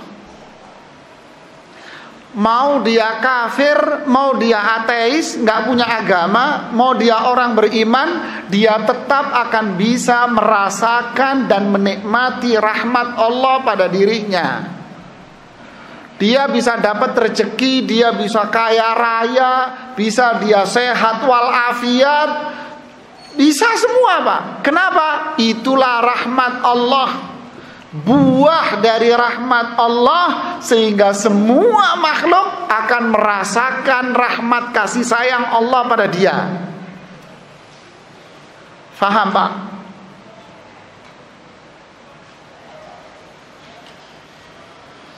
Saya ambil contoh ilustrasi sedikit. Bapak tahu bunga sedap malam, Pak? Tahu bunga sedap malam, Pak? Tahu? Nggak tahu? Yang tinggi bunganya putih-putih itu loh, Pak, kecil. Hah? Tahu? Kenapa disebut sedap malam, Pak? Karena dia wanginya kapan? Malam doang, Pak. Iya enggak? Andai dulu saya masih SMA itu, pulang sekolah ngaji. Ngajinya itu lewat di jalanan sepi, gelap, kampung, Pak. Kanan kiri itu kebun. Kebun apa? Kebun sedap malam ini, Pak. Jadi kalau sedap malamnya sudah mulai berbunga, lewat situ tengah malam gelap, sepi, bau wangi, Pak. Itu merinding itu bulu kita itu lewat situ udah gelap, lari, Pak. Sudah kakak ngelihat kanan kiri kitanya sudah lari. Kenapa? Wangi, Pak. Udah gelap, wangi lagi, udah sedep, Pak, ya kan? Lihat, yang menikmati wanginya kembang itu siapa? Yang nanam doang? Hah? Siapa? Semua yang lewat kena wanginya itu. Enaknya wanginya ya. Semua yang lewat. Walaupun yang nanam bilang, saya nanam bukan buat kamu, Mas. Saya nanam ini buat saya sendiri. Begitu? Bisa? Yang merasakan siapa?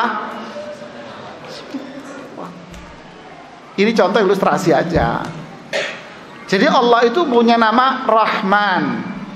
Zat Allah memiliki sifat kasih sayang. Kasih sayang Allah itu bisa dirasakan oleh siapa? Semua manusia, Pak. Mau Yahudi dia bisa kaya, mau siapa ateis dia bisa sehat badannya, Pak. Faham sini ya? Aneh ya? Nanti dulu belum selesai ini. Rahim, rahim apa?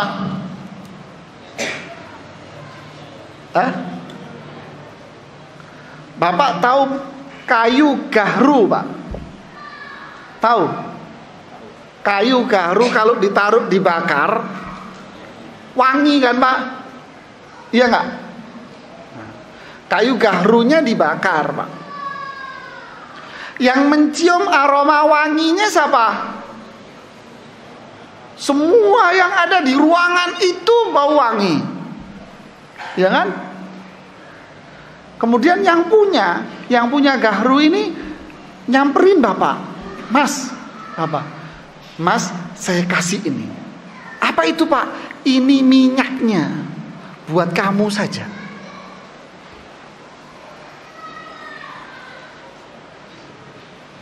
Paham, Pak? Minyaknya buat kamu. Yang dicium oleh semua orang yang mana? Asapnya, kayunya.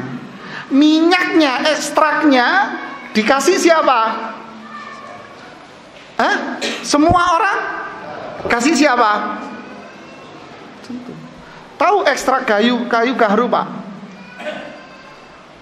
Separuh jari kita ini, Pak, separuh seruas, jangan separuh, seruas jari kita, itu harganya bisa $100, Pak.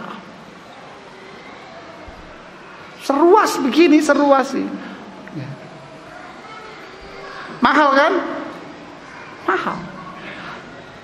Dicium oleh semua yang di ruangan, dikasih siapa? Orang khusus, Pak. Apa bedanya Rahman dengan Rahim?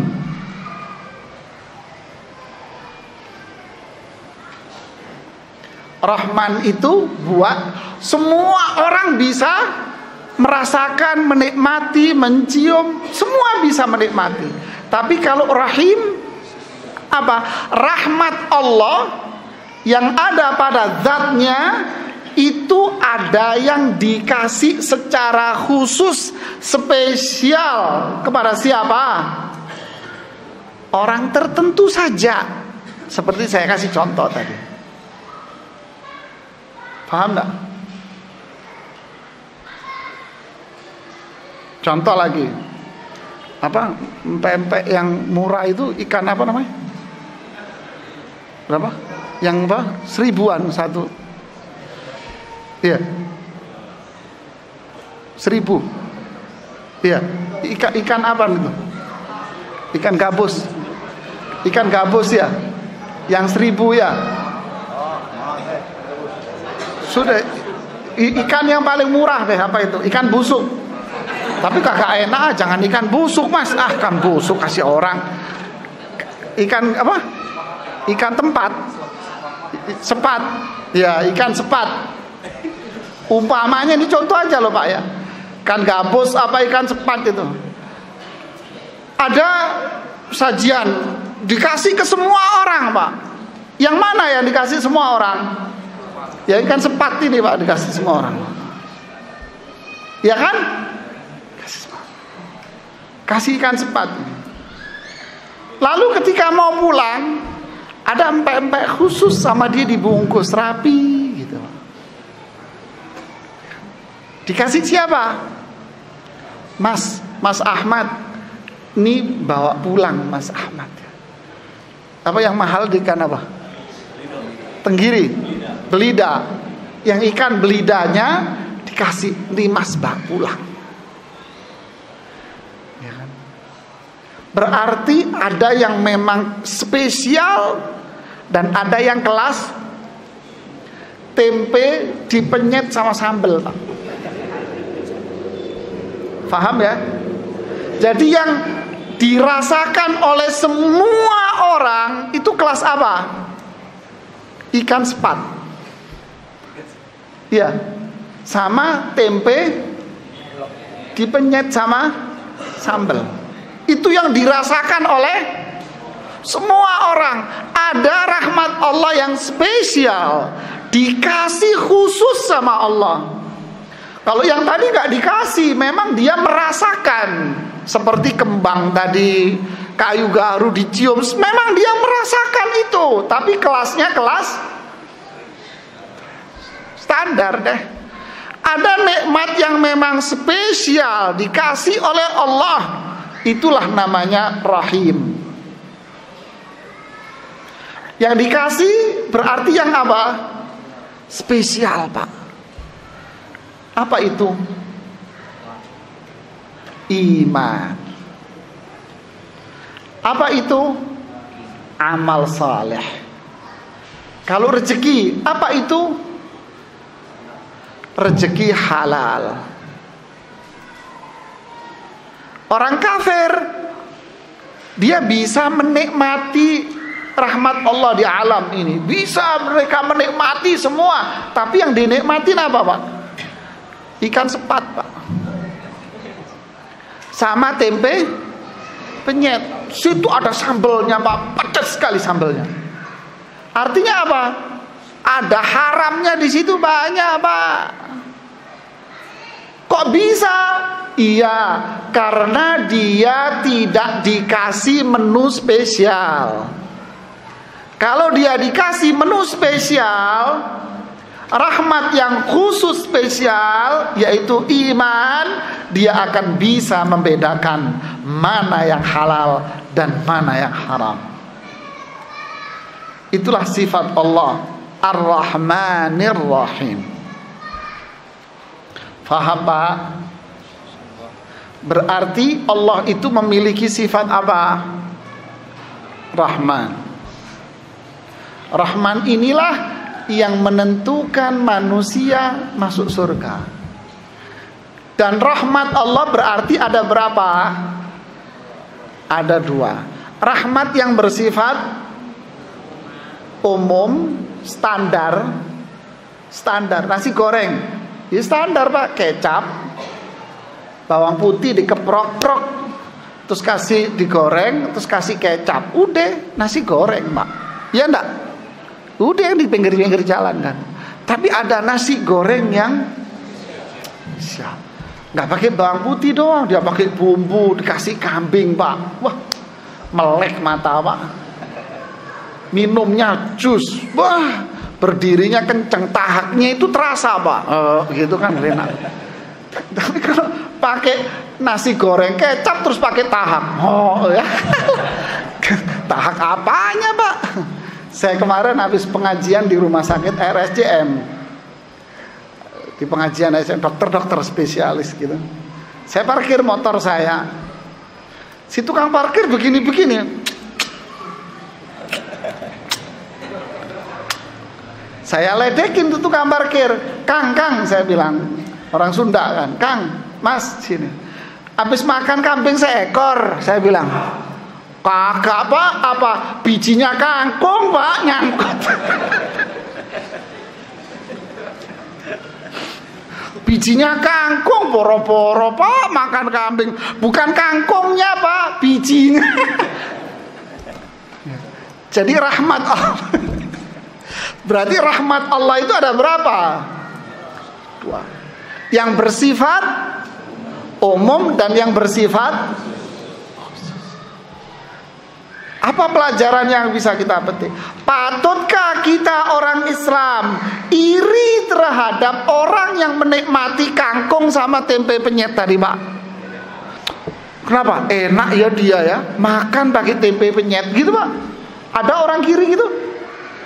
Gila, Pak. Masa makan nasi doang, nasi sama tempe kamu iri? Maksudnya apa? Kadang kita ini, mohon maaf, melihat ada orang kafir, kaya raya, Pak, orang kafir itu. Atau melihat orang yang kagak ibadah, gak sholat, gak apa. Kemudian kita jalan sama anak kita. Nah, Makanya kalau sekolah itu yang bener. Nanti kalau gede jadi kayak dia. Loh, ini orang tua. Orang tua kelas apa ini? Kelas tempe penyet ini orang tua. Tempe penyet diiriin. Ya kan? Tempe penyet itu, Pak.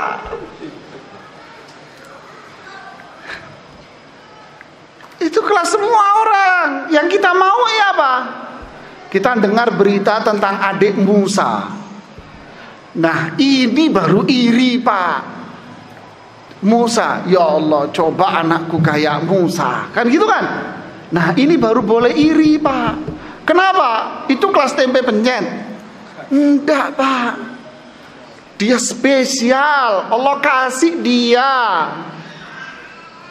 Jadi orang Islam yang punya iman jangan iri sama orang kafir, jangan iri sama orang yang banyak maksiat, yang tenggelam dalam dunia. Kenapa? Kelas tempe penyet. Satu, yang kedua, berarti yang kita harapkan dari rahmat Allah yang mana, Pak? Yang mana? Yang spesial. Rahmat yang kedua, Pak, yang khusus. Apa itu? Iman, amal saleh. Kalau rezeki yang mana? Yang halal. Ini yang surga, Pak. Jadi kesimpulan lagi, berarti semua yang ada di alam ini berjalan atas apa? Rahmat Allah. Tapi kan ada yang umum, ada yang dikasih. Mana yang lebih baik? Dikasih umum apa spesial? Baik. Mana yang lebih banyak? Umum apa spesial? Umum yang banyak. Yang spesial berapa orang? Sedikit. Wa qalilun min ibadiyah asyakur. Hamba-hambaku yang bersyukur itu jumlahnya dikit. Yang khusus ini dikit, Pak. Kenapa? Mahal ini. Ar-Rahmanir. Jadi Ar-Rahmanir Rahim ini dua nama Allah. Artinya di ayat yang kedua memunculkan apa, Pak, pada diri kita? Satu kata. Munculkan apa? Harapan agar kita termasuk hambanya yang mendapatkan rahmat khusus. Ini katanya. Ketika Allah memiliki Rahman Rahim, Allah memiliki sifat rahmat, maka melahirkan apa? Harapan. Kita berharap agar kita mendapatkan rahmat Allah yang spesial. Kita berharap agar kita mendapatkan iman, mendapatkan amal saleh, mendapatkan rezeki yang halal. Fid dunya hasanah wa fil akhirati hasanah wa qina. Itu rahmat spesial, Pak. Harap. Kembali ke ayat yang pertama. Ayat yang pertama melahirkan apa? Cinta dengan penuh pengagungan hanya kepada Allah Rabbil.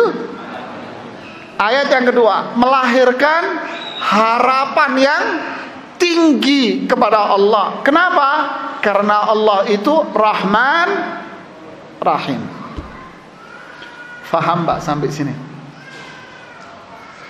Faham? Allah rahmat. Lan yadkhula ahadun minkum al-jannata bi'amalih. Tidak ada seorang pun yang masuk surga karena amalnya. Tidak ada, Pak. Kita tidak bisa masuk surga karena amal kita. Seseorang akan masuk surga dengan apa? Rahmat. Berarti inilah rahmat yang spesial, Pak. Jadi hidup kita di dunia ini nyari apa, Pak?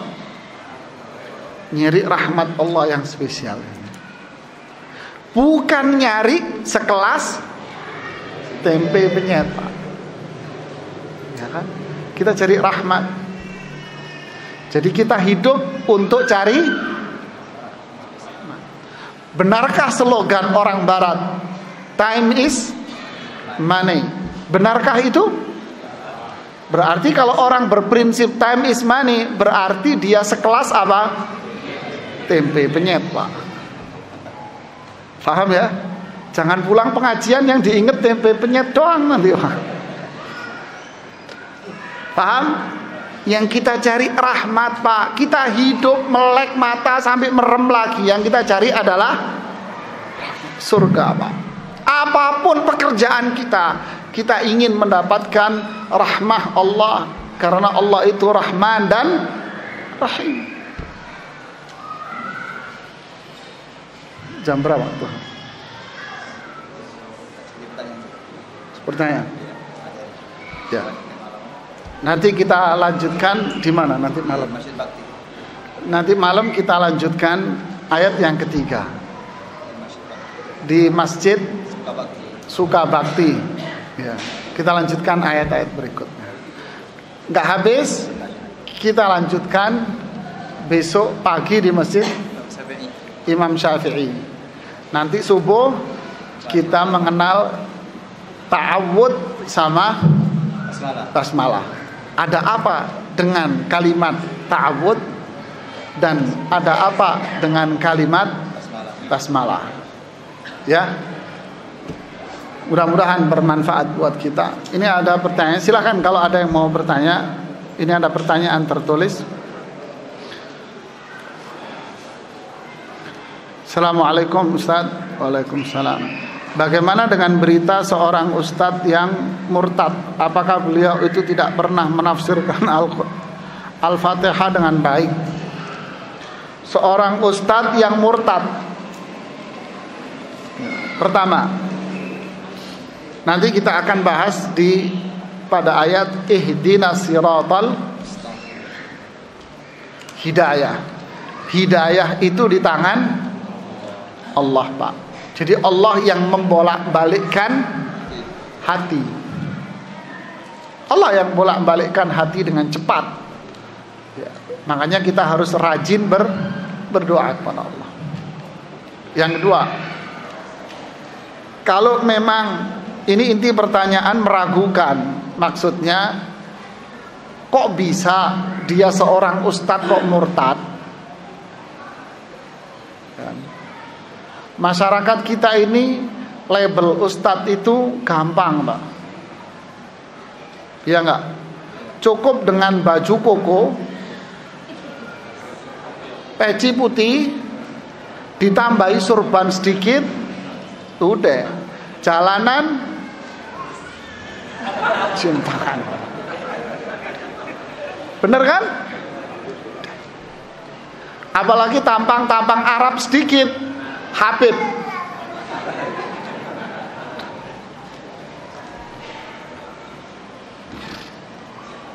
Iya kan? Udah gampang, Pak. Pernah haji, wah tambah, itu poin gede itu. Di media, di televisi itu ada dukun dipanggil ustadz. Iya kan? Itu yang pakai baju hitam-hitam itu yang di TV kan dipanggil ustadz. Jadi titel ustadz ini sekarang murah, Pak. 10.000 tiga. Jadi gampang sekali. Jadi apa kesimpulannya? Jangan melihat orang dari label. Jangan melihat orang dari pakaian. Jangan melihat orang dari penampilan. Innallaha la yanzuru ila suwarikum wala ila ajsadikum. Allah enggak melihat badan kamu, penampilan kamu, baju kamu. Tapi yang perlu kita lihat adalah amalnya, ilmunya dan amalnya. Nah, menjawab pertanyaan, mungkinkah seorang ustadz yang paham tentang Quran dan hadis lalu dia murtad? Hitungan manusia, kita manusia mengatakan mungkin tidak. Enggak, Pak. Tapi kalau dia orang awam yang nggak paham Quran dan hadis lalu dia murtad, mungkin Mungkin. Berarti ustadznya ustadz apa? Gombal, Pak. Abal-abal, Pak. Ya kan? Ya itu jawabannya.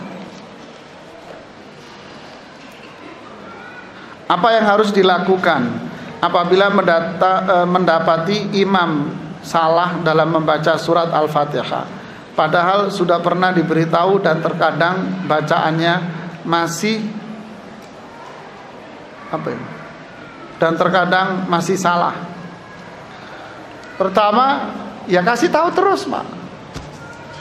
Ngasih tahunya jangan sekedar, Pak, mohon maaf bacaan Bapak masih salah, perbaiki Pak ya, terus Bapak tinggal. Nggak bisa. Kenapa? Dia tidak tahu mana yang salah. Dia menganggap dirinya dia benar, Pak. Dia nggak tahu mana yang salah. Terus apa itu? Kalau ngasih tahu, kasih solusinya. Apa itu? Tegur, lalu ajarin. Loh, saya nggak bisa ngajarin. Ya udah, ayo belajar bareng-bareng. Nah, jadi jangan negur aja. Kalau kita tegur aja, kita yang salah, kita nggak ngasih solusi. Jadi tegur, lalu kasih tahu. Loh, Bapak salah di sini loh, Pak. Loh, seharusnya gimana? Seharusnya itu bacanya seperti ini, Pak. Ayo coba Bapak baca. Nah, karena membaca Al-Quran ini caranya apa? Dibaca, didengar, diperbaiki, lalu diulangi terus, bukan sekedar diingatkan. Kalau diingatkan dia nggak tahu mana yang salah. Jadi duduk bareng, kita dengarkan bacaan dia benar apa salah. Oh, kalau salah kita perbaiki. Salah, Pak, yang benar ini, coba Bapak tirukan saya, Bapak ikuti saya. Nah, ini baru namanya proses pembelajaran ya. Kemudian, apa memang ada keutamaan dan sunnah membuka dan meminta doa dengan Al-Fatihah? Tidak ada sunnahnya, Pak. Sebagian masyarakat kalau mau membuka doa dimulai dengan Al-Fatihah. Mari kita bacakan Al-Fatihah kepada fulan. Al-Fatihah. Baca.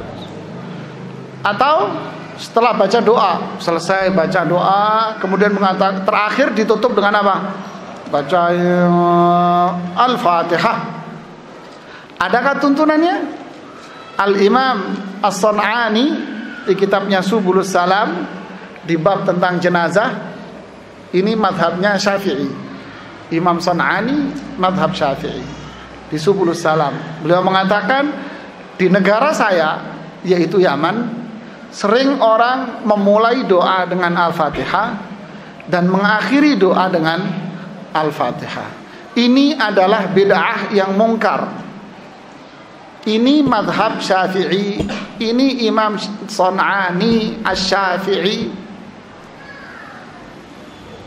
Satu, Al-Imam An-Nawawi di Majmu' Syarah Muhadzab, beliau mengatakan bahwa mengirim bacaan Al-Fatihah kepada seseorang itu pahalanya tidak sampai. Mengirim bacaan Al-Quran kepada seseorang pahalanya nggak sampai. Ini madhab Syafi'i yang diakui. Silahkan buka di referensi Syafi'i ya. Jadi memulai dengan Al-Fatihah, mengakhiri dengan Al-Fatihah, bukan Al-Fatihahnya yang salah, tapi tuntunannya yang tidak ada. Di masyarakat mengatakan, wah nggak bener itu, masa orang baca Al-Fatihah disalahin? Loh, bukan baca Al-Fatihahnya disalahin, Bapak, tapi tuntunannya. Siapa suruh kamu makan sate di samping tong sampah? Yang nyuruh makan sate di seberang sampah siapa? Yang salah satenya atau yang makan? Yang makan, jangan di samping seberang sampah. Kan satenya tidak salah, Al-Fatihahnya tidak salah, Pak. Yang salah apa? Menempatkan bacaan ini yang salah, sehingga tidak ada tuntunannya. Ya, berikutnya, bagaimana hukumnya orang bisu atau tuli dia beribadah tapi tidak tahu niatnya, tapi ia tahu kalau beribadah itu untuk Allah. Apa ini? Kendala juga ia buta huruf dan istri serta anak-anaknya juga kesulitan untuk menjelaskan. Orang kayak gini punya hukum tersendiri, Pak. Dia bukan orang normal. Dia biasanya kalau orang tuli itu bisu, dia sebetulnya tidak bisu. Karena dia tuli dari lahir, dia tidak pernah mendengar kata-kata, sehingga dia nggak bisa ngomong. Tapi kalau orang bisu, belum tentu dia. Ya iyalah, namanya bisu doang kok tuli. Maksudnya, jadi kalau orang tuli, dia tidak pernah mendengar huruf. Ketika dia nggak pernah dengerin huruf, loh, yang diomongin itu apa? Pakai bahasa apa? Nggak pernah denger kok dia. Ya nah. Lah orang kayak gini orang yang berkebutuhan khusus. Bagaimana dia berbicara? Berbicara sesuai dia, sudah. Bagaimana dia niat? Ya sesuai dia niat. Bagaimana dia membaca? Ya membaca dengan cara dia, sudah. Membacanya diem. Kita tahu cuman geleng-geleng tok kepalanya. Ya sudah, caranya dia itu. Niatnya ya semua dengan caranya dia. Kita tidak bisa menyamakan dia dengan kita. Kita bisa teriak-teriak, dia kan tidak bisa. Loh kalau zikir gimana? Ya udah zikir dengan cara dia. Fattaqullaha mastata'tum, bertakwalah kamu sesuai dengan kemampuan. Orang yang buta sama, dia beribadah sesuai dengan kemampuan dia. Bagaimana ngaji Quran? Ya sudah ngaji, pakai Al-Quran brailler itu. Dia baca Al-Quran cuma dipegang begini. Saya pernah ngelihat Quran, saya pernah sekali ngisi pengajian, jamaahnya 100% buta. Semuanya buta, Pak. Saya mulai pengajian bingung. Ini saya pengajian sama siapa ini? Biasanya ke pengajian kan dipelototin kitanya kan. Loh ini gak ada yang ngelihat. Yang sebelah saya panitianya ketawa-ketawa geli. Ustadz ngomong aja. Ya udah deh. Akhirnya saya ngomong sambil kaki saya angkat, Pak. Saya angkat begini, kaki saya mendongkrong saya. Itu yang DKM nungging ketawa ngelihat saya ngisi pengajian. Saya bilang, jangan ketawa, kedengeran dia, saya bilang. Kaki saya angkat. Waktu itu capek, saya pegel kaki saya angkat, Pak. Kan dia nggak ngelihat. Saya ceramah aja ngomong. Sudah. Dia diem, kagak bergerak, kayak batu. Diem gak gerak sama sekali. Sudah 2 jam gini. Saya bilang, Mas, denger nggak dia ini? Udah Ustaz ngomong aja, katanya dia. Dengan cara dia sudah. Dan Allah kasih mereka kelebihan masing-masing. Ketika bertanya, saya bicara dari jam 9 sampai jam 11. Pengajiannya sampai jam 11. Setengah 11 tanya jawab. Setengah 11 tanya jawab. Ada yang bertanya. Ustaz tanya. Iya. Ya tadi diem tadi gini. Tanya Ustaz. Silakan Pak. Ustaz tadi mengatakan ucapan saya diulangi sama dia persis sama koma titiknya, Pak. Saya bengong. Subhanallah. Diulangi ucapan saya, Pak, tanpa dikurangi katanya. Kata DKM, tahu kan Ustadz sekarang? Iya ya. Subhanallah, Pak. Diulangi ucapan saya. Kayak rekaman tape puter lagi. Bengong saya. Subhanallah. Itu kalimat saya. Iya, kalimat Ustadz sudah dipakai tadi sama dia. Nah, itulah Pak. Allah kasih kelebihan Pak. Orang tuli, Allah kasih kelebihan Pak.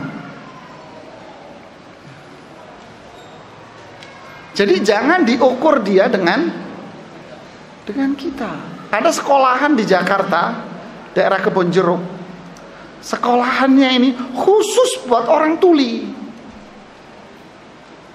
Mulai dari SD sampai SMA. Ada teman saya pernah diajak, kita ke sekolahan. Sekolahannya bagus, elit. Nggak dikasih tahu kalau ini sekolahan orang budek, nggak dikasih tahu Mas. Nggak dikasih tahu, diem aja. Ini mahasiswa, masuklah sekolah itu. Disambut sama anak-anak SD, SMP. Ngobrol sama anak SMP ini ngobrol dia. Ngobrol Mas, ngobrol. Kok ngobrol, ketawa dia. Nyambung ngobrol. Si instruktornya ketawa geli dia. Ini orang yang ngobrol gak paham siapa yang diajak ngomong. Ini anak jak keluar. Yang kamu tahu nggak ini sekolah apa? Nggak tahu. Ini sekolah orang budek. Tahu budek Pak? Bahasa Jawa. Sekolah orang tuli. Loh, lihat tadi kok ngomong denger. Allah kasih dia. Loh, dari mana?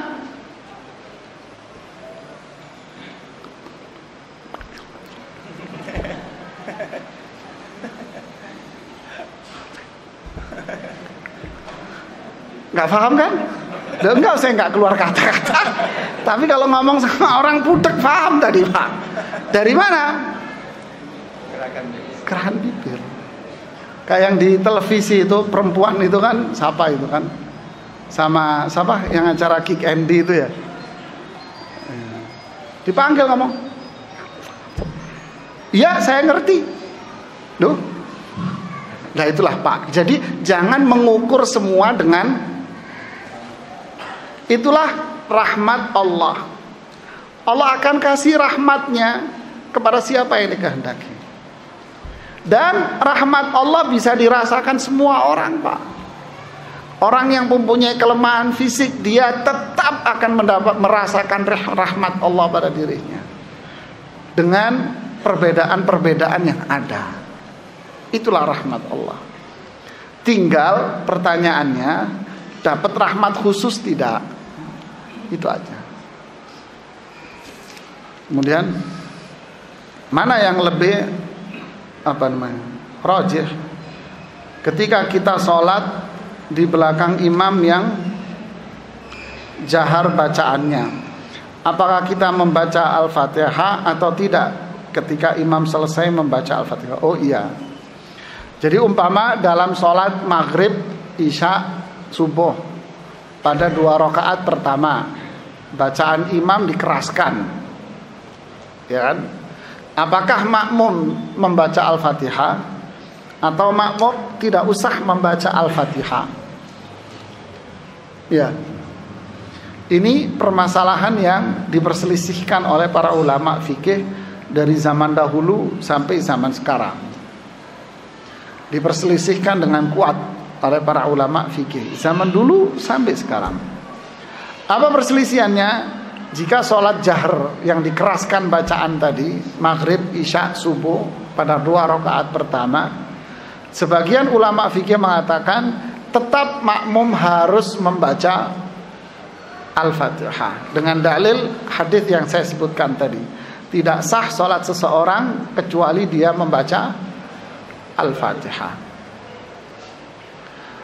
Pendapat yang kedua mengatakan dia tidak boleh membaca Al-Fatihah. Kenapa? Dalil mereka ayat Al-Quran. Fa idza quri'al Qur'anu fastami'u. Jika Al-Quran dibacakan, dengerin. Ini perintah. Kemudian dengan hadis Nabi, hadis Aisyah, innama ju'ilal imamu liyutamma bih.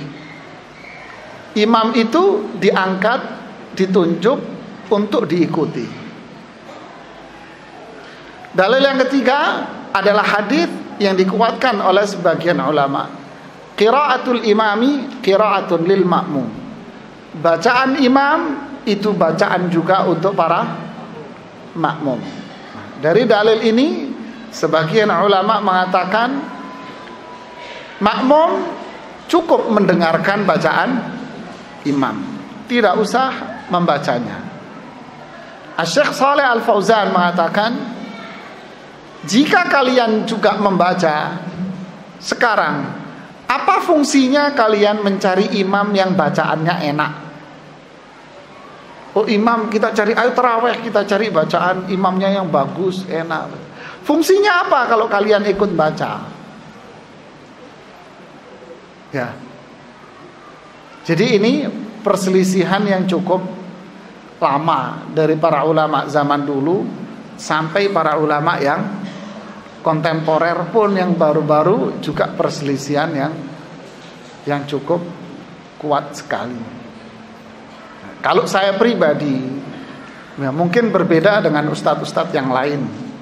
Kalau saya pribadi lebih menguatkan pendapat tidak membaca. Saya pribadi lebih menguatkan tidak membaca pada bacaan yang dijaharkan. Bagaimana dengan hadis yang tadi? Hadis yang tadi adalah hadis sahih riwayat Bukhari. Ya, bisa diarahkan bahwa hadis ini bersifat umum. Adapun masalah salat jahriyah telah disebutkan dengan hadis-hadis yang lain, khususnya hadis tadi qiraatul imami qiraatun lil makmum. Bacaan imam itu juga menjadi bacaan buat makmum. Wallahu alam. Mungkin kalau ada ustadz lain yang berceramah, beliau lebih menguatkan baca juga Al-Fatihah, tidak ada masalah. Ini perbedaan masalah fikih. Masalah juga di fikih ini adalah bacaan basmalah, Pak, yang dijahriyah. Apakah bacaan basmalah dikeraskan atau dipelankan? Umpama imam, ada imam yang membaca dikeraskan, Bismillahirrahmanirrahim, Alhamdulillahi Rabbil Alamin. Ada lagi imam yang bismillahnya nggak kedengeran, pelan dia. Tahu-tahu makmum mendengar Alhamdulillahi Rabbil Alamin. Orang yang nggak paham akan mengatakan, waduh, imamnya nggak baca bismillah tuh. Tidak, imamnya baca bismillah, tapi tidak dikeraskan dalam hati. Ini juga termasuk perbedaan pandangan fikih yang cukup lama dari zaman dulu sampai zaman sekarang. Di antara muaranya adalah apakah bismillah ini termasuk ayat di dalam surat Al-Fatihah atau dia berdiri sendiri. Yang mengatakan bahwa bismillah adalah bagian ayat di dalam Al-Quran, berarti bismillah itu ayat pertama, lalu alhamdulillah ayat yang kedua. Jika itu bagian dari ayat, maka bacanya harus dikeraskan. Bagi ulama yang mengatakan tidak, itu ayat tersendiri, itu berdiri sendiri, seperti layaknya pada surat-surat yang lain, kecuali surat Bara'ah, surat Taubah, di mana surat-surat yang lain dimulai dengan bacaan basmalah yang berdiri sendiri, bukan ayat pertama pada surat-surat itu. Jika demikian, maka bacaan basmalah tidak dikeraskan, didukung dengan hadis-hadis yang lain. Seperti seorang sahabat mengatakan, saya sholat bersama Rasulullah. Rasulullah wafat, saya sholat di belakang Abu Bakar. Abu Bakar wafat, saya sholat di belakang Umar bin Khattab. Semuanya kalau sholat membaca Alhamdulillahi Rabbil Alamin, tidak menyebutkan basmalah, artinya dipelankan. Nah, ini perbedaan pandangan. Jadi tidak perlu kita sampai bersih tegang, saling menyudutkan, saling mengklaim gara-gara bacaan. Seperti mengatakan jangan sholat masjid itu, kenapa? Enggak nyunnah. Enggak nyunnahnya apa?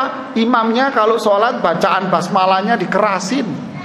Tidak, Pak, kamu yang enggak sunnah sebetulnya. Kamunya yang enggak sunnah, kamunya yang enggak paham. Ya, tidak ada masalah. Ini memang perbedaan pandangan dari ulama dulu sampai sekarang. Silahkan mau dikeraskan, tidak dikeraskan, nggak ada masalah. Yang salah siapa? Yang salah kakak sholat. Iya kan? Iya, nggak sholat berjamaah yang salah, Pak. Ustadz, ana mau tanya, bagaimana keadaan kita sebagai makmum yang di belakang imam yang baca Al-Fatihah masih salah, sedangkan udah tadi dijawab, Mas.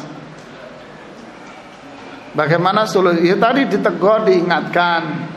Tapi kalau terus ditegur kakak bisa, dikasih tahu nggak bisa, bapak salah di sini diajarin, malah Anda yang disalah-salahin sama dia, sok tahu kamu, udah sono. Ya kan? Ya, tentu kita mencari masjid yang bacaannya lebih baik, jauh lebih mulia daripada imam yang bacanya belepotan. Makanya kalau nunjuk imam jangan asal senior. Ngelihat umur, ngelihat pengurus, melihat sesepuhnya, tidak. Tapi yang dilihat adalah kemampuan dia dalam membaca Al-Quran. Ya ummul qauma aqra'uhum li kitabillah. Yang menjadi imam dalam salat adalah orang yang paling banyak, yang paling bagus bacaannya. Ada lagi? Silakan.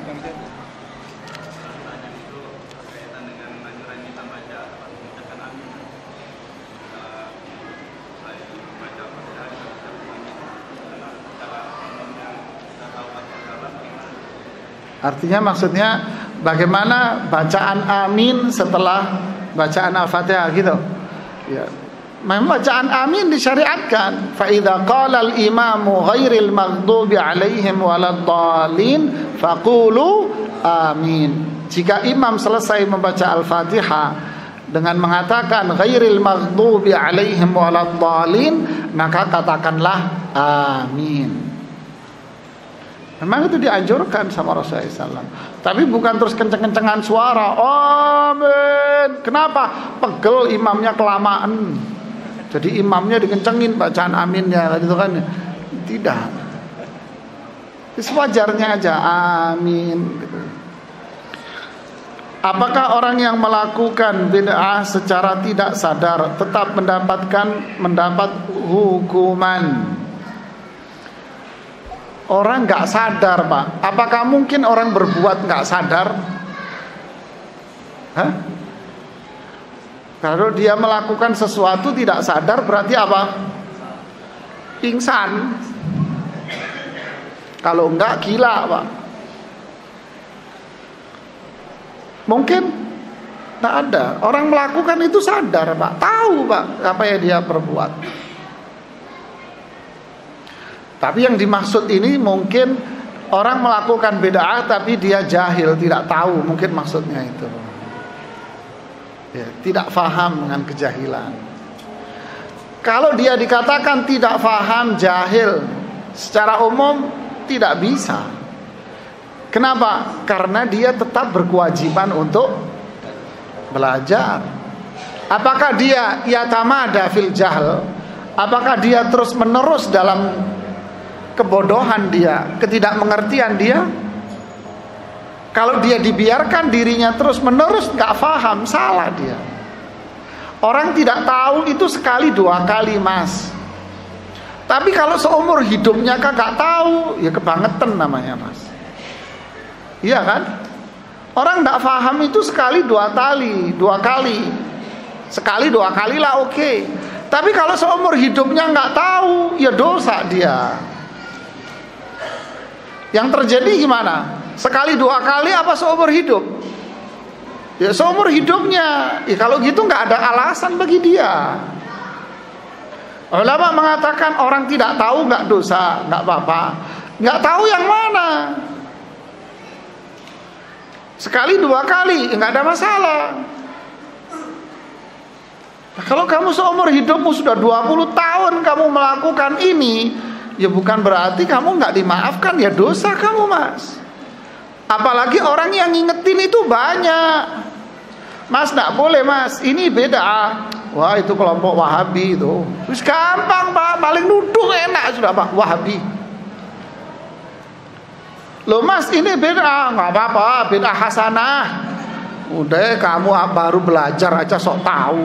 Loh, ya ini bukan kagak tahu namanya. Ini namanya keras kepala, mas. Dosa kak, ya dosa. Dia harus belajar, nggak bisa terus menerus seperti ini. Dia harus belajar untuk mendapatkan yang terbaik agar amalnya diterima oleh Allah. Ada lagi? Azan jam berapa?